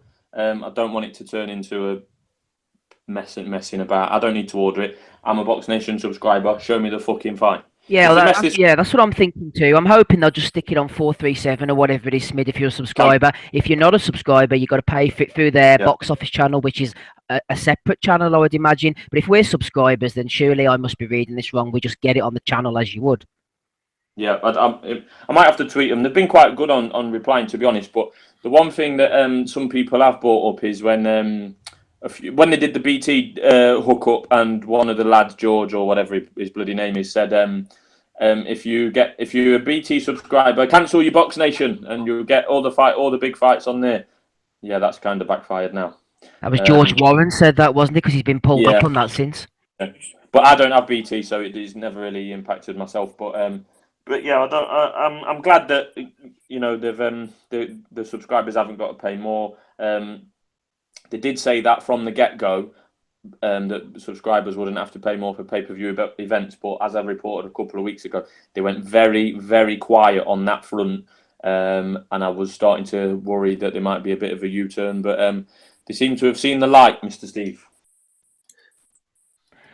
Yes, hey to Dave, just as you're coming in there, I do fear for Box Nation, I must admit, I do fear. Maybe this is a conversation for another time. Do you want to add something in, Dave? To a point Andy made about Canelo having a slight speed advantage, I think he's got a significant speed advantage. And if he's able to get off first and get there first to Golovkin's face, a lack of intensity could prevent Golovkin from returning fire when he needs to, could prevent him from punching with Canelo when he needs to get a shots in. I think Canelo's got very fast hands compared to Golovkin. Also, do we think that Golovkin can get the decision in a competitive fight? Over there, if it's close, I think Canelo's going to get the nod, especially if it goes to points. Golovkin better win 8 rounds so that they give it to him 7-5. He better drop him a few times as well, just to make doubly sure. But it might need the stoppage, because you just never know. I mean, this is Golden Boy's cash cow you're talking about here. So I kind of agree with what you're saying, Dave. I mean, you talk about lack of intensity. You just wonder if the hunger still, because it's obviously his biggest payday to date. He's saying, well, I'm 35, 36 now. Do I really need to keep fighting? Do I really need the training camps? I've got my payday now. But deep down, I think Golovkin really is in it for a legacy. And to be honest, he should be pissed. He should be wanting to go out there to smash this guy, because they've fucked him about for so long. People have ducked him, for a good period and stuff. So I think he's got to go out here and just say to himself, right, okay, you're fucking claimed, you're getting it. You ducked me for fucking too long. I've gave you everything that you ever wanted. I gave you all this deal. I can't speak about the contract because it's private and all that sort of stuff for legalities and all that. If I get beat, I kind of get a rematch, but if I fucking smash your ass, you get a chance to get a rematch. So he's got to come out and say, right, you know what, fuck you, I'm going to claim you. I'm going to steal your soul like fucking Floyd Mayweather did. And hopefully he does it. Like, I Andy, really am going hard for him. 100% agree. If Golovkin hasn't got the appetite or intensity or whatever word you want to use for this fight, then there's something massively wrong. I agree with what Andy just said. That's why I'll be really pissed with him if he doesn't win, because I think the only reason he doesn't win is if he doesn't want it enough, and I don't know. We'll see. Excellent stuff, Dave. Hey to Dave Lowback closing us out. Right, let's move on to the rest of the previews, and then we're going to get the hell out of here. We're on the home straight now. I was going to go to Callum Smith. I'm not going to, because I think it'd just make more sense if we carried on along this sort of middleweight theme. WBO World Middleweight title on the line next Saturday evening, Copper Box Arena. Billy Joe Saunders returning in a defence against Willie Monroe Jr. We're not going to talk about the undercard or anything here. That's the real middleweight attraction that Saturday. I mean, this other shit in Vegas. I mean, come on. This is the big one, Donny. This is the big one. I'm going to be coming to you first. Don't worry. Let me just mention the undercard fighters. We're not going to discuss them in any great depth. Though Anthony Yard in a poor fight against Norbert Nemes-Sapati could have had so much more for Yard. Not going to get involved in that now. Joe Pigford against Kieran Smith. Daniel Dubois also in a poor fight against AJ Carter, who's coming off the back of a knockout loss to a Polish journeyman. So why they're feeding him to Dubois, I do not know. This is pretty dangerous stuff, if you ask me. Actually, not too happy about that one. Billy Joe Saunders, Donny, the real fight as far as you're concerned. William Monroe, I think, might give an inactive, ring rusty Saunders a bit of a fight here. I think this is a real scrap. What do you think, Don? Yeah, it could be. Although I don't know, will Billy's gas tank be better now that apparently he's in ridiculously good shape? I've seen some pictures out there from recent ones. I guess he's on a new regimen. Fitness-wise. So people are laughing. They may think it's another type of regimen. I don't know, but well, if you look at the condition that Dominic Ingle's in, by the way, compared to fucking Billy Joe Saunders, and he's 50-year-old, that's just bread and water, baby. So yeah, I mean, I think that Saunders has been weak for a long time, and I think anybody really at middleweight now at this point could probably give him a run for his money. You know, even Willie Monroe is a good fighter. He hit Golovkin a bunch of times. It's just that Golovkin's so tough that he just didn't even mind what was coming back at him, and he was able to just stalk him, you know, beat the hell out of him. But you know, I mean, against the right guy, I mean, Monroe can look pretty good. Maybe Saunders is that guy. I don't know. We'll see. Andy, what's your verdict? I've gone over it before. I'm not going to go into too great a detail here. You know, Saunders has dropped off a cliff as far as I'm concerned. His inactivity is pretty poor stuff, and this is very much playing second fiddle to what's going to be going down later on in the evening. But still, I'm glad that Saunders is fighting. I'm glad that he's active like any fighter, and I think Monroe is a decent enough opponent for him. I'm not really too upset about this fight. I'm looking forward to it, and I think Monroe's speed might give him a few issues, but it's an all-southpaw affair, which can also be a problem, can't it, sometimes? Yeah, it's like you watch two southpaws and that. Then you'll usually make for great fights. Actually, just he looks kind of awkward to me sometimes. But it really depends what kind of we know what kind of shape Saunders is in. It just really depends what kind of mood he turns up in. Monroe's, as you say, he's okay. I think it'll be a kind of toughish fight, but in the end, I do expect Saunders to basically pull away in the cards. I know Golovkin can stop Monroe and stuff, but I don't think, you know, unless it's accumulation, I don't see Saunders really stopping them. You know, I know they've got. I know Liam Smith stopped that John Thompson, but that was doing it light middleweight. So you just didn't know if the guy was actually weight drained for that fight, because he did go a distance with Willie Monroe, John Thompson. So you just don't know there. But it was quite wide in the scorecards. But yeah, I do expect Saunders to be, you know, slightly class above. It's another thing for Saunders now, because as everybody knows, since the Andy Lee fight, he's been absolutely MIA. You know, that's coming up almost 2 years, and you know that fight against Akavov up in Scotland was absolutely putrid. He'd been out the ring for, you know, I think it was a year actually. Ducked Golovkin, who everybody knows this, threw away the biggest payday of his career, got fat as fuck, and now he's looking like the most phenomenal shape he's ever been in, probably in his life actually. So I'd like to know what kind of training regime he's picked up actually in the latter half of his career. But nah, he should win this pretty comfortably. And see, to be honest, well, not comfortably, I think he'll win it close but clear, say like 116, 112 type card. I would be surprised if he wins by stoppage. But after this fight, after this fight, he better go all in to get the winner, Canelo Golovkin. He fucking better do it. If he's sits back and he's hitting another mandatory defence or whatever, I don't know if he's got a mandatory coming up or anything like that, but he needs to be fighting the winner of this fight next Saturday. Lofter said that if Golovkin wins, they have arrangements in place to go fight Saunders.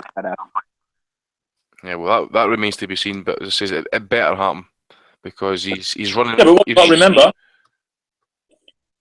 if Golovkin wins, then he might have to fight Canelo again because we've got a one-way ticket to a rematch clause. So that's true. Yeah, true. I have got a problem. It would depend really. It would really depend how badly Golovkin would beat Canelo if that fight was going to happen straight away. You know, they might give Golovkin the chance to go and unify or be the undisputed champion and then go for the rematch. Yeah. Willie Monroe has not done a hell of a lot since the Golovkin fight. It's going to be it's going to be 364 days since he last fought. By the time he gets into the ring on Saturday, Gabe Rosado and John Thompson don't really set the world on fire. Billy Joe Saunders, his WBO reign has been an absolute travesty, to be honest with you. One defense since December 2015 is shocking, to be honest. But I do. That said, I do expect Billy Joe Saunders to look good this weekend. And he's been on the Sheffield diet. He looks nothing short of sensational, to be honest. We know how hard he trained for the Eubank fight, and I do genuinely believe that. I know he went away. I think he was in Marbella for that. Another questionable boxing part of the world, but we won't get into that. He was in great shape for that. He was in terrible shape for the Akabov fight. Looked shit in the ring. But I'm expecting big things from Billy Joe Saunders this week, whether it be natural or unnatural. I think it'll be a decent fight, and he really does need to look good to cement the next big one for him. Him and Frank have been talking a good game about fighting one of the big two, or if not both of them. Now they need to put it in show. Steve, I know you don't want to go on about it too much, but on the undercard, this Anthony Yarde situation needs addressing. Frank Warren said that I think they was mandated by the board to fight Jose Burton. They've gone against that. Frank Warren said that Anthony Yarde will fight someone on this date that's ranked higher than Jose Burton. That has not happened. I think his opponent, who I fucking never heard of, to be honest, Steve, his opponent was announced on Friday, if I'm right, Thursday or Friday, something like that.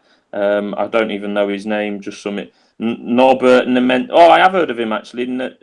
Who's he for? He's from Hungary. He's absolutely Was shit. it Callum Smith? Didn't he fight Callum Smith? Yeah, he got beat in 6 rounds by Callum Smith. Yeah, he's he fought Feigen boots recently as well. I think he got beaten points. That was his last well, that fight, means he's wasn't world it? level. Oh, yeah, absolutely. So, this kid's last win was against a fellow with a record of 3 wins and 34 losses. So that's an absolute shambles. And I know Steve feels more strongly about this than I do, but that Daniel Dubois is in a dangerous fight, and and I'm talking about the opponent. That's bad. That AJ Carter's not good. Anthony Yarde, right? The thing is with Anthony Yarde, he's looked quite decent. He's only had 12 fights, and he had very few amateur contests, right? All fair enough. If he was fighting this Nemes Sapati or whatever his bloody name is, if he was fighting him and it was just on the quiet and there was no talk about Burton and Buglioni and offer to Frank and 20 grand extra or 30 grand extra, whatever. If you took away all that bullshit and you just let Anthony Yarde contest his 13th fight on a pretty big bill live on Box Nation next Saturday against this Nesapati bloke, you probably wouldn't be getting the stick that we're dishing out. But because they've spoke about, we don't want Burton, that's a backward step. We want Buglioni, that's the fight we want to see. Whatever I offered you last week, here's 20 grand extra. Because we've had all that shit, and then we get delivered Nesapati or whatever his name is, that's why we've got a problem. It's not good enough. You can't talk about Anthony Yarde as above British level or on the verge of a world ranking or top 5, whatever he fucking is with the WBO, which is a shambles anyway, and then go and fight this lad on Saturday. It's not good enough. It's not good enough, says Smido. Who else? Dab's not going to like to hear that. Oh, Dab's unhappy, Dave. Are you unhappy about the Billy Joe Saunders Willie Monroe fight? You're picking Monroe, aren't you? No. Well, I don't want to spend too much time talking about this fight because, as I said before, Billy Joe Saunders, he's not relevant yet. If he gets a Willie Monroe Jr. impressive win and looks really good here, he could push himself back into like slight relevance.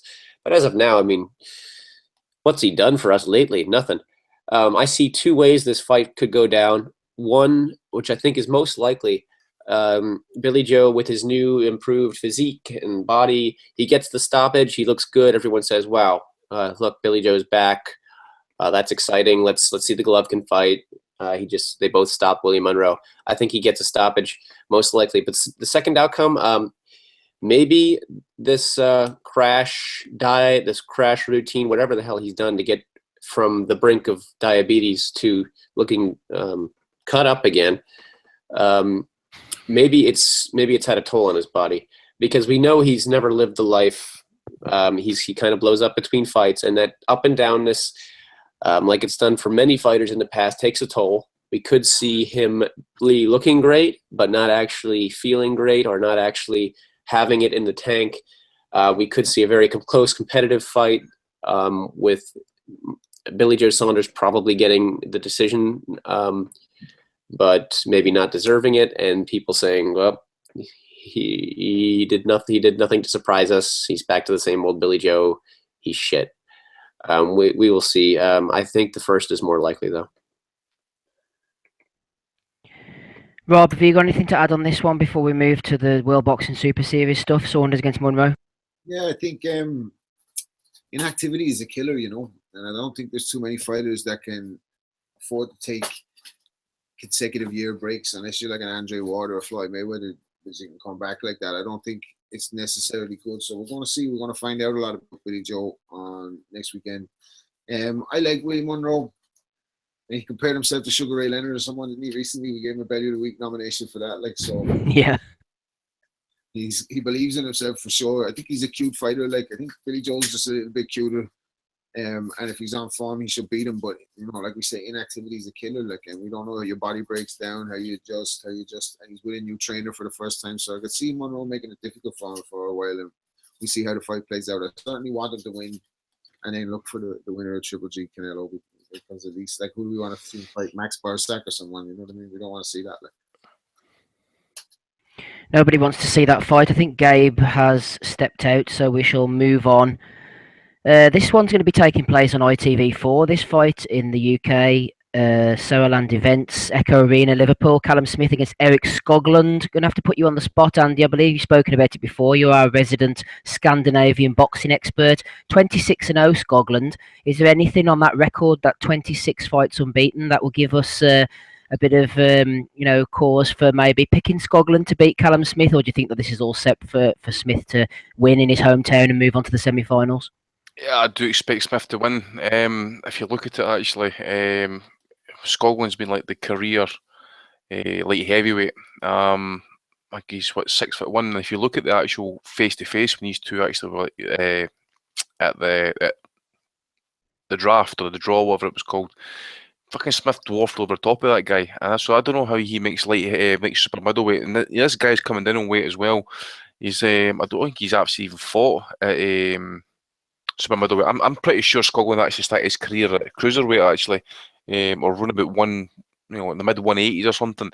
I'd probably say, I remember when he fought Glenn Johnson in Denmark, right, and the scorecards were slightly a wee bit too wide. I think I kind of flattered them. He's got Derek Edwards, I think, as well. But I know Glenn Johnson was way past his prime. That was way back. That must be going about 3-4 years ago. But 2014. Was it 2014? So there you go. Probably the other name I'd probably be saying his record, he's not great, is Reno Liebenberg. Again, another distance fight. I don't think he bangs hard enough, and I do expect Smith to basically kind of like walk him down and probably ice him my left hook to the body or something like that. I would expect Smith to maybe take him out kind of maybe middle rounds. Skoglund's not that great in all honesty. I think he's had his problems as well with some injuries. I think it's him that's had injuries anyway. So you just don't know. But again, it's it's the super middleweight tournament. I think I speak for kind of like most boxing fans. I don't think we're really kind of all that hyped up for the super middleweight tournament because you've got a middleweight coming up in Rob Brandt, and you've got two light heavyweights coming down in weight. And I looked at Jürgen Bremer there on Saturday. I briefly asked the question, you know, when you fighting? I think he said he was going to be fighting 10th of October, I think he says. Or I think I said to you guys last night what he said, actually. I forget, actually. I don't think they've got a venue yet. But I do expect Smith to win. I do expect him to win by stoppage. You know, it'll be an absolute shock if Skoglund pulls this off. He's decent, but you know, looking up against that Glenn Johnson fight, you know, he was fighting an old man there. You know, I think Johnson must have been what 48 at that point, and that was like a Glenn Johnson that went away to Africa and he fought was it Kalinga? Junior Makabu, I forget which one it is, but he went away to Congo and got stopped something like, or he quit after like 8 or 9 rounds, and then Skoglund picks up the pieces off him. So it's no great shakes. I don't rate him very highly, so I do expect Smith to kind of turn the business here. And it'll be interesting as well. Actually, I'd like to know anybody who's going to this card actually just how well the arena sells out as well, because I'm still seeing tickets for sale. WBS are still kind of basically putting those fights or those tickets up for like promotion, so it looks like it's not sold too well either. Yeah, if anybody's listening and they go, give us a shout, a bit of feedback on that. That's the thing, Smido. I think, like Andy says, with Mr. Skoglund, went the distance in 2013 with Luke Blackledge. He's gone the distance with Johnson, Derek Edwards, Lolenga Mock is still around the scene. A lot of European titles and sort of fringe titles. He's a bit of a fringe guy, isn't he? And he lacks a bit of power, I think, Smido. Yeah, I mean, everything points towards Callum Smith here, to be honest. And I haven't really got much else to add to that, Steve. To be honest, given that they've got a World Boxing Series event in Texas between a Frenchman or an African-based Frenchman and a Russian, I do struggle to see why they've put this one on in Liverpool. You know, the undercard's not up to much shakes. I thought David Price was on there, but it seems to have been taken off on the current one I'm looking at. But the point being is that within 2 or 3 weeks, Eddie Hearn's got a proper, one of his cards on there with all the normal ticket sellers, Mashadard, Captain Stalker, I think's on there. I might be wrong, but yeah, he's got the Liverpool boxing monopoly almost. Except for this event, I just think it's poor planning. There's not going to be this arena will not be full this weekend. I personally don't think, and I only I spend some time in Liverpool and I only live 20-30 miles away, less maybe. I personally think that Callum Smith ain't that big of a name in Liverpool, to be honest with you. Might sound a little bit daft. I think this will absolutely bomb for ticket sales. Smido is predicting it to bomb. Donny, I don't know if you're travelling over for this one or not. I know you've been looking forward to a Liverpool fight night for a good while. Who did you actually pick to win the super middleweight class? Was it Callum Smith, Donny? Donny, you falling off the boat again? Okay. No, I'm sorry. Go on. Who did you pick to win the World Boxing Super Series at super middleweight? Was it Callum Smith, and is he going to beat Skoglund? I picked Groves. Right, okay. Talk to me about Smith against Skoglund then. Come on, Donny, in-depth breakdown. Not really, no. I hadn't even really thought about it. Donny's not really thought about it. Rob, have you thought much about it? Smith against Skoglund? We're really scraping the barrel now. Yeah, I got a great one. Hold on, I'm eating a Twix again. I was getting me at the wrong time. No, I'm saying if Callum Smith stops him, the headline for next week's show can be Skoglund the Brave. I'll remember that one and I'll get it ready. You're getting that for free. I'll take that one. You think Skoglund's going to do the business then, Bob, with his vaunted punch power as we've been talking about? I don't know. I've never seen Skoglund before in action. I'll have to wait and tune in and see. No, I don't think anybody really gives a shit about this fight, to be honest. I expect Smith, to Dave Lowe back to stop Skoglund maybe about the 8th or the 9th, but I'm talking from a point of complete ignorance here because I haven't seen Skoglund. I think I did see Skoglund fight actually on YouTube a while back, and I wasn't completely blown away with him. Not enough to go back and watch him again. Anyway, I take it you haven't seen much of these two combatants, Mr. Hayter? Yeah, I agree with what everybody said about this fight.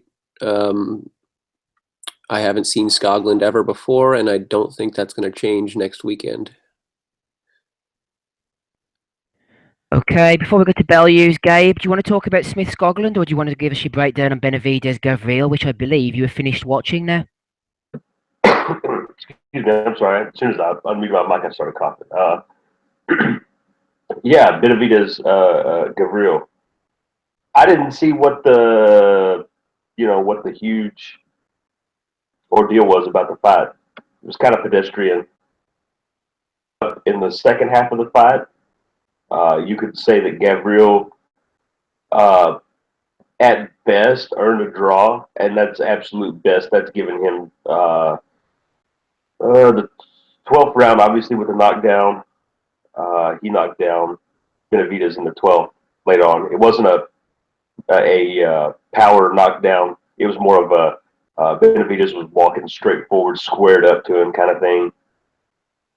Benavidez didn't really look that good to me through the whole fight. Early on, he was good, but he faded late, which allowed GAVRIL to get his punches in and to get something going. It was kind of a I mean, I don't know. It wasn't that great of a fight. It was fairly decent. There wasn't particularly bad about the fight. I don't know. The scores that I saw were really wide. We had a split decision, really wide scores. I think it was 116, 111 for GAVRIL, and then one of the same scores for Benavidez, and then I think a 117, 111 maybe. I can't remember exactly for GAVRIL, but what you saw was Benavidez early on pushing the action, pushing the pace, and then as the fight wore on, he got a little bit tired, and then you saw GAVRIL's punch stats kind of carrying the fight. He was going with a good pace, had lots of good stuff going on for him, but throughout the fight, he really wasn't landing anything that was super effective to me. Like you see him landing a lot of punches, nothing was super hard though. And early on, that's what Benavidez was doing well. He was landing good, solid punches that seemed to kind of back GAVRIL off. So overall, not a bad fight. Nothing really to get too excited about. Not like you have to go download this right away or go YouTube it right away. But it was solid, and I think it was one of those fights that showed that if Benavidez fights anybody top notch soon, he won't hold that belt very long. He did some good things, but overall, definitely not a world champion level fight by any means in my mind. I just thought that he looked a little bit. He looked like he was jacking around too much, kind of hee-hawing around, having a good time. He wasn't real focused. And then whenever he was real focused, it didn't seem like he had, like if he was to go against Anthony Durrell would eat his lunch twice. He'd whip him around the ring. I don't think there's any other champions in the division that wouldn't take that belt from him right away. So it is what it is. You got a really young guy. He's got a lot of work to do, a lot of things to improve before he goes to try to unify or even face somebody that's a step up from GAVRIL, which is not to say that he was bad either. I mean, he did what he had to do, just didn't quite get it done. I would probably say it was much more close than the scores revealed at the end. Mm-hmm. Excellent stuff. Thanks, Gabe. Gabe Lewis on the call there still alongside Rob Kelly, Andy Patterson, Donny, Dave and Adam Smith. We're coming to the closing stages of the show now. Just going to get the Bellew of the Weeks out of the way, and then we shall finish for another week. We're on 10:15. We're doing okay. If anybody has any Bellew of the Weeks, let me know. I shall read out my list first of all. Bellew of the Week nomination for Master Mode 33. He's nominated Hennessy Sports. There can be human error, but this type of bullshit always happens with these guys. Bit of a lost week for Hennessy Sports, unfortunately. They said they were going to make an announcement on Monday morning, I think it was at 10 a.m, about the Parker Fury fight, about where the broadcasting situation, and 10 a.m. came and it went, and there was no arrangement, there was no announcement, sorry. And in the end, we found out it was going to be on YouTube for better or worse, but Hennessy Sports having a bit of a mare. Also, Peter Fury, nominated by Michael Gearty. And just when certain people said there's no broadcaster, lol, says Peter Fury, how stupid they all look now. And then a day later, still no announcement, so Peter got a nomination there. Josh Hussey has nominated, who's he nominated? AnthonyJoshua.com, who said that Kubrat Pulev comes into the Joshua fight with a record of 25-0, following a recent win against the American Kevin Mitchell. I think they meant the American Kevin Johnson, so a little bit of a mix-up there from AnthonyJoshua.com. Adonis Stevenson said he wants to fight Badu Jack. Champ, I'm born ready and always ready, says Adonis Stevenson. Born ready, says Martin Hurry. I'll agree with Martin there. Adonis Stevenson, he's just fighting complete shit at the moment. He's completely irrelevant in my eyes, but that is an issue for another day. Let's have a look who we got here. Rob Barnett has nominated Sky Box Office for being slags by putting this Anthony Joshua versus Pulev fight up as box office worthy. You'll be paying for that one, won't you, Smido? Pulev against Joshua. That's a Sky Sports pay-per-view all day. I won't be paying for that, Steve. Sorry, I'm a full member of Team Stream, and I've been led astray by members of this panel. Excellent stuff. Adam won't be paying for that. Roy Difford has nominated Johnny Nelson. Nelson, I think he's a troll these days, to be honest with you. He's claiming that Pulev's record is more fearful than a banger's record due to his 13 knockouts, which shows he can box and bang, says Johnny Nelson. Not quite sure where he's getting that logic from. George has also nominated Mr. Nelson, who's having a bit of a mare at the moment. Dominic Henry has nominated Josh Warrington. This was a bit of a strange one. As soon as Lee Selby says Josh Warrington. Lee Selby will not be able to avoid me anymore, says Josh Warrington. I mean, maybe I'm remembering things wrong, Andy, but was it not Josh Warrington who was avoiding Selby, getting married, then fighting Patrick Hyland? I don't quite know what he's on about there. I forget the timeline, but I remember quite clearly I'm ducking Selby at least twice. One for a wedding, as you say, and then it was a tune-up fight or whatever it was. I forget. I remember one of them being he was getting married or whatever and that. So, you would think a guy would actually want to go and fight rather than go and get married and that, sign his fucking life away, Well, he's fighting Dennis Salan soon anyway in a world title eliminator. Clarissa Shields, who has become a bit of a regular on our panel of Bellew of the Weeks lately, she's given a top 5 pound for pounds. She's got Anthony Joshua coming in at number 5, obviously. Terence Crawford at 4. Errol Spence Jr. at 3, Andre Ward at 2, and Floyd Mayweather at number 1. So thanks for that, Clarissa. Racist! Right enough. I hadn't even noticed that, but yeah. I was also thinking, where was Lomachenko? Michael McElway has nominated Terence Doonan, blaming Cyclone for Frampton not making as much money as McGregor did against Floyd Mayweather. I've seen that. Very good. George has nominated Ariel Helwani, who is a MMA journalist, who said that Paulie Malignaggi is one of boxing's greats. All right, then. David Nunn has nominated Scott Rigby. Scott Rigby, a Twitter personality, has said, what's he talking about?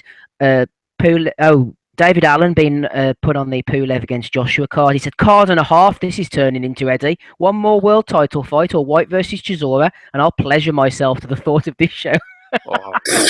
That must be a joke. It's got to be a troll, actually. It's got to be. Brian King has nominated, not himself, he's nominated Matt King, his namesake. Matt King was talking about Floyd Mayweather. He says, great cardio, average boxer. Yeah, Floyd, hater Dave, he wasn't the best technically, but he had a good engine, didn't he, to be fair to him? Yeah, he was always a perpetual motion machine. He was basically Henry Armstrong of boxing of this era. 13 Mike Boxing has nominated ITV Sport for showing USYK-HUCK the next day. Okay, happy to add them. Jack Rathbone, the Sky commentary team for saying Rungvisai used to walk 60 miles to work. At a good pace, that'd be 15 hours, says Jack Rathbone. Ricky Gravel has nominated Adrian Broner. About Bale, as Rocco says. Looks like Adrian Broner's gone bonkers. Knocks out a guy on the Vegas Strip. It's good to see Andy AB's finally letting his hands go anyway. What have I told you? What have I told you all this time? He's going to end up sucked out, fucked out, looking for a handout, and he's going to end up in fucking jail. I tweeted it earlier on there, right?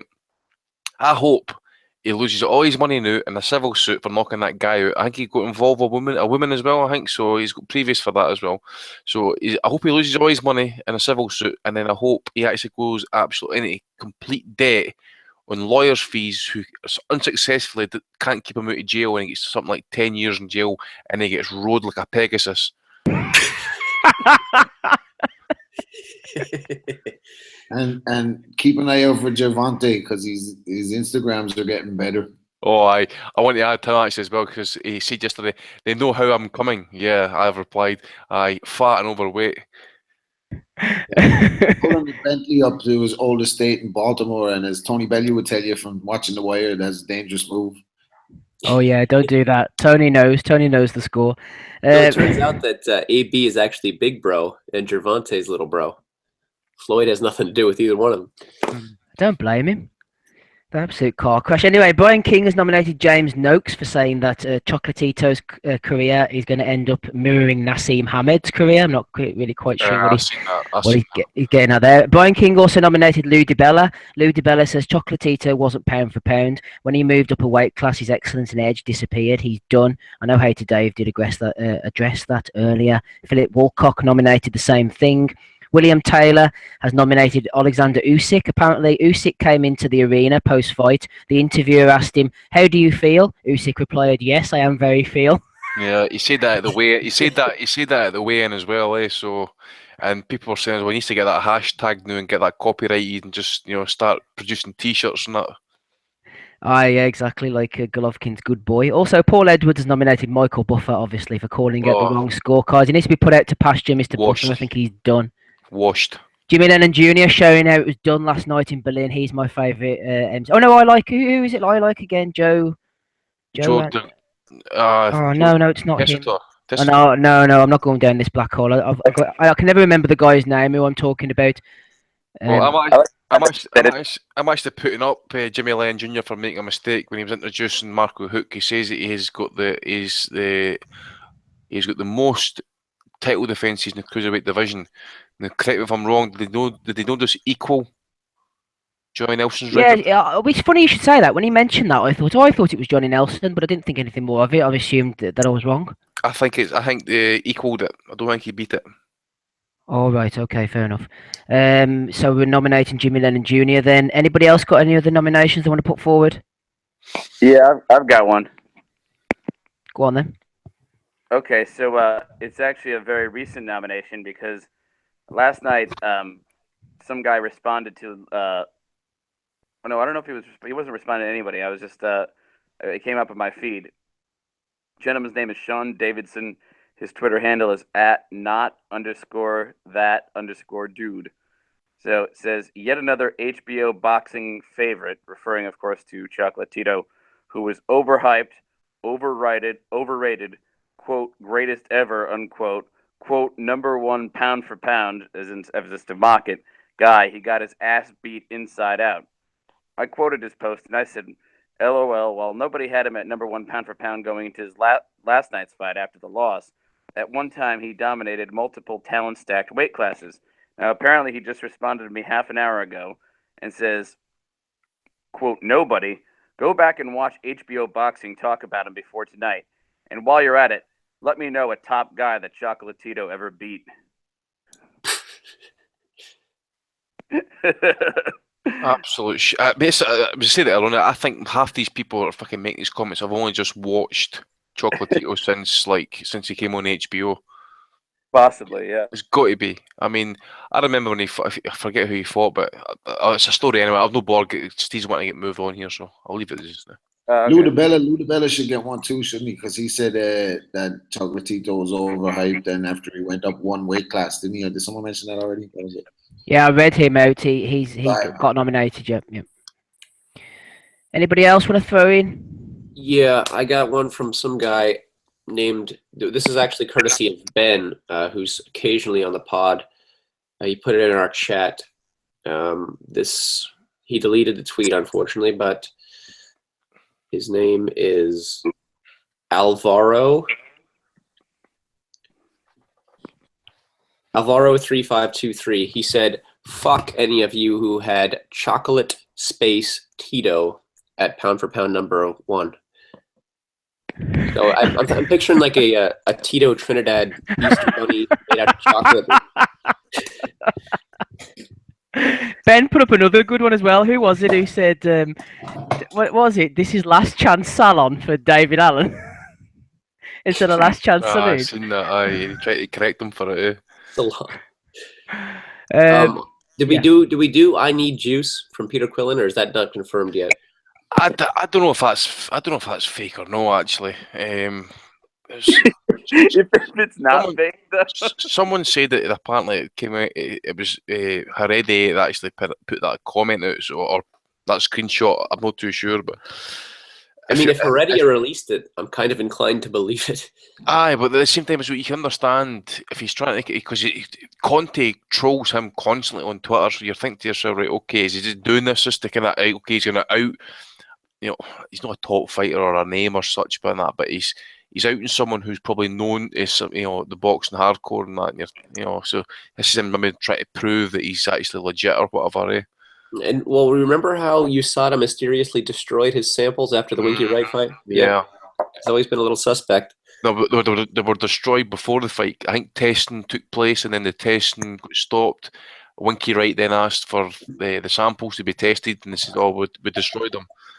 Bullshit. What's that? Quillen against Winky Wright? Aye, I don't even remember that fight. that was a while ago. I was like back when it was a prospect, I think. Yeah. I remember him fighting Craig McEwen. Anyway, enough of that. Right, we'll nominate Peter Quillen. Any other nominations? I'm just going to show my phone now, actually, see if I can find any. I got sent one earlier about Bellew, but I can't find it. I thought I'd liked it, but I can't find it.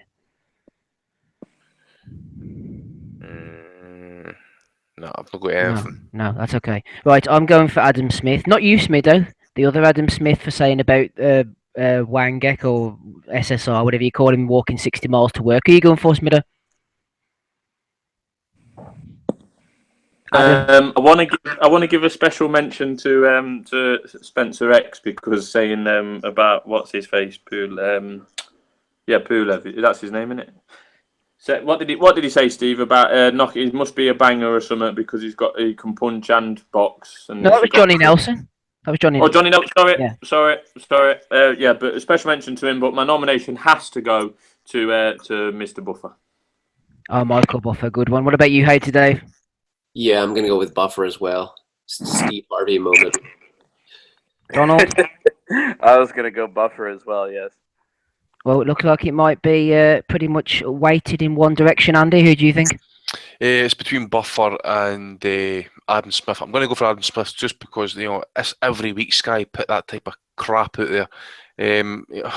If you actually listen to what Buffer said, he actually went like, did you know, say like Carlos, and then he kind of said something and went Estrada. So he actually kind of like, he didn't say Carlos Cudras, he said Carlos something Estrada. Yes. Did you hear that as well? I thought I'd heard that wrong. He sort of said the two names, didn't he? Yep, that's what I thought. So, and then obviously it got changed on about and stuff. But no, I'm going to go for Adam Smith. I mean, he must just sit and write that shit down and try to be smart. I don't know what it is. I mean, who the fuck walks? You know, how many hours did it say? 15 hours to walk fucking 60 miles to work. See, to be honest, there's documentaries of Thai fighters and that out there, right? They didn't walk that distance. They actually leave like wherever they stay, like these wee villages and that, and get sent hundreds of miles to like Bangkok, and they go into these fucking gyms, and that's where they stay, and that's where they train. So he's no fucking walking. They fucking there to the gym 60 fucking miles, for Christ's sake. No fucking way. Is Thailand even 60 miles wide? I have no idea. I need to ask the wife's uncle about that one. All right, we'll get back to on that. But no, that Buffer one, and it's funny you should say that. I didn't mention it because I assumed I just heard him wrong. But he did sort of say Carlos mumble Francisco Estrada, and I thought that too. So that's two of us who heard that anyway. Right, Gabe, who are you going for? Gabriel. Sorry about that. Still on mute. That's okay. I vote for Buffer and honorable mention to the Chocolatito. God, that's a fucking ass hat right there. Oh, aye. Him said called him Chocolatito. What was that guy's name? Find out his name. Yeah, we did. Dave nominated him. It's Alvaro 734 something. Right. I want to change my pick. I want to go for him. Alvaro 3523. He deleted the tweet, unfortunately. I'm getting mixed up now. Then who's because Rob Kelly also voted for him before he left. Oh, it doesn't matter anyway. We've had Buffer, we've had Chocolatito, we've had Adam Smith. We'll give it to somebody who cares. But congratulations, everybody, on the Bellew of the Weeks. Some great nominations there. Right, hopefully we'll get all the guys on again next week to discuss Triple G, to discuss Billy Joe Saunders, Callum Smith, whatever there is to preview for the following week. I think there's another World Boxing Super Series. It's flying by. We're all having a great time here. Let's all go off and wreck the place. Thank you, everybody. We'll catch you next week. Bye. Thanks. Eddie's.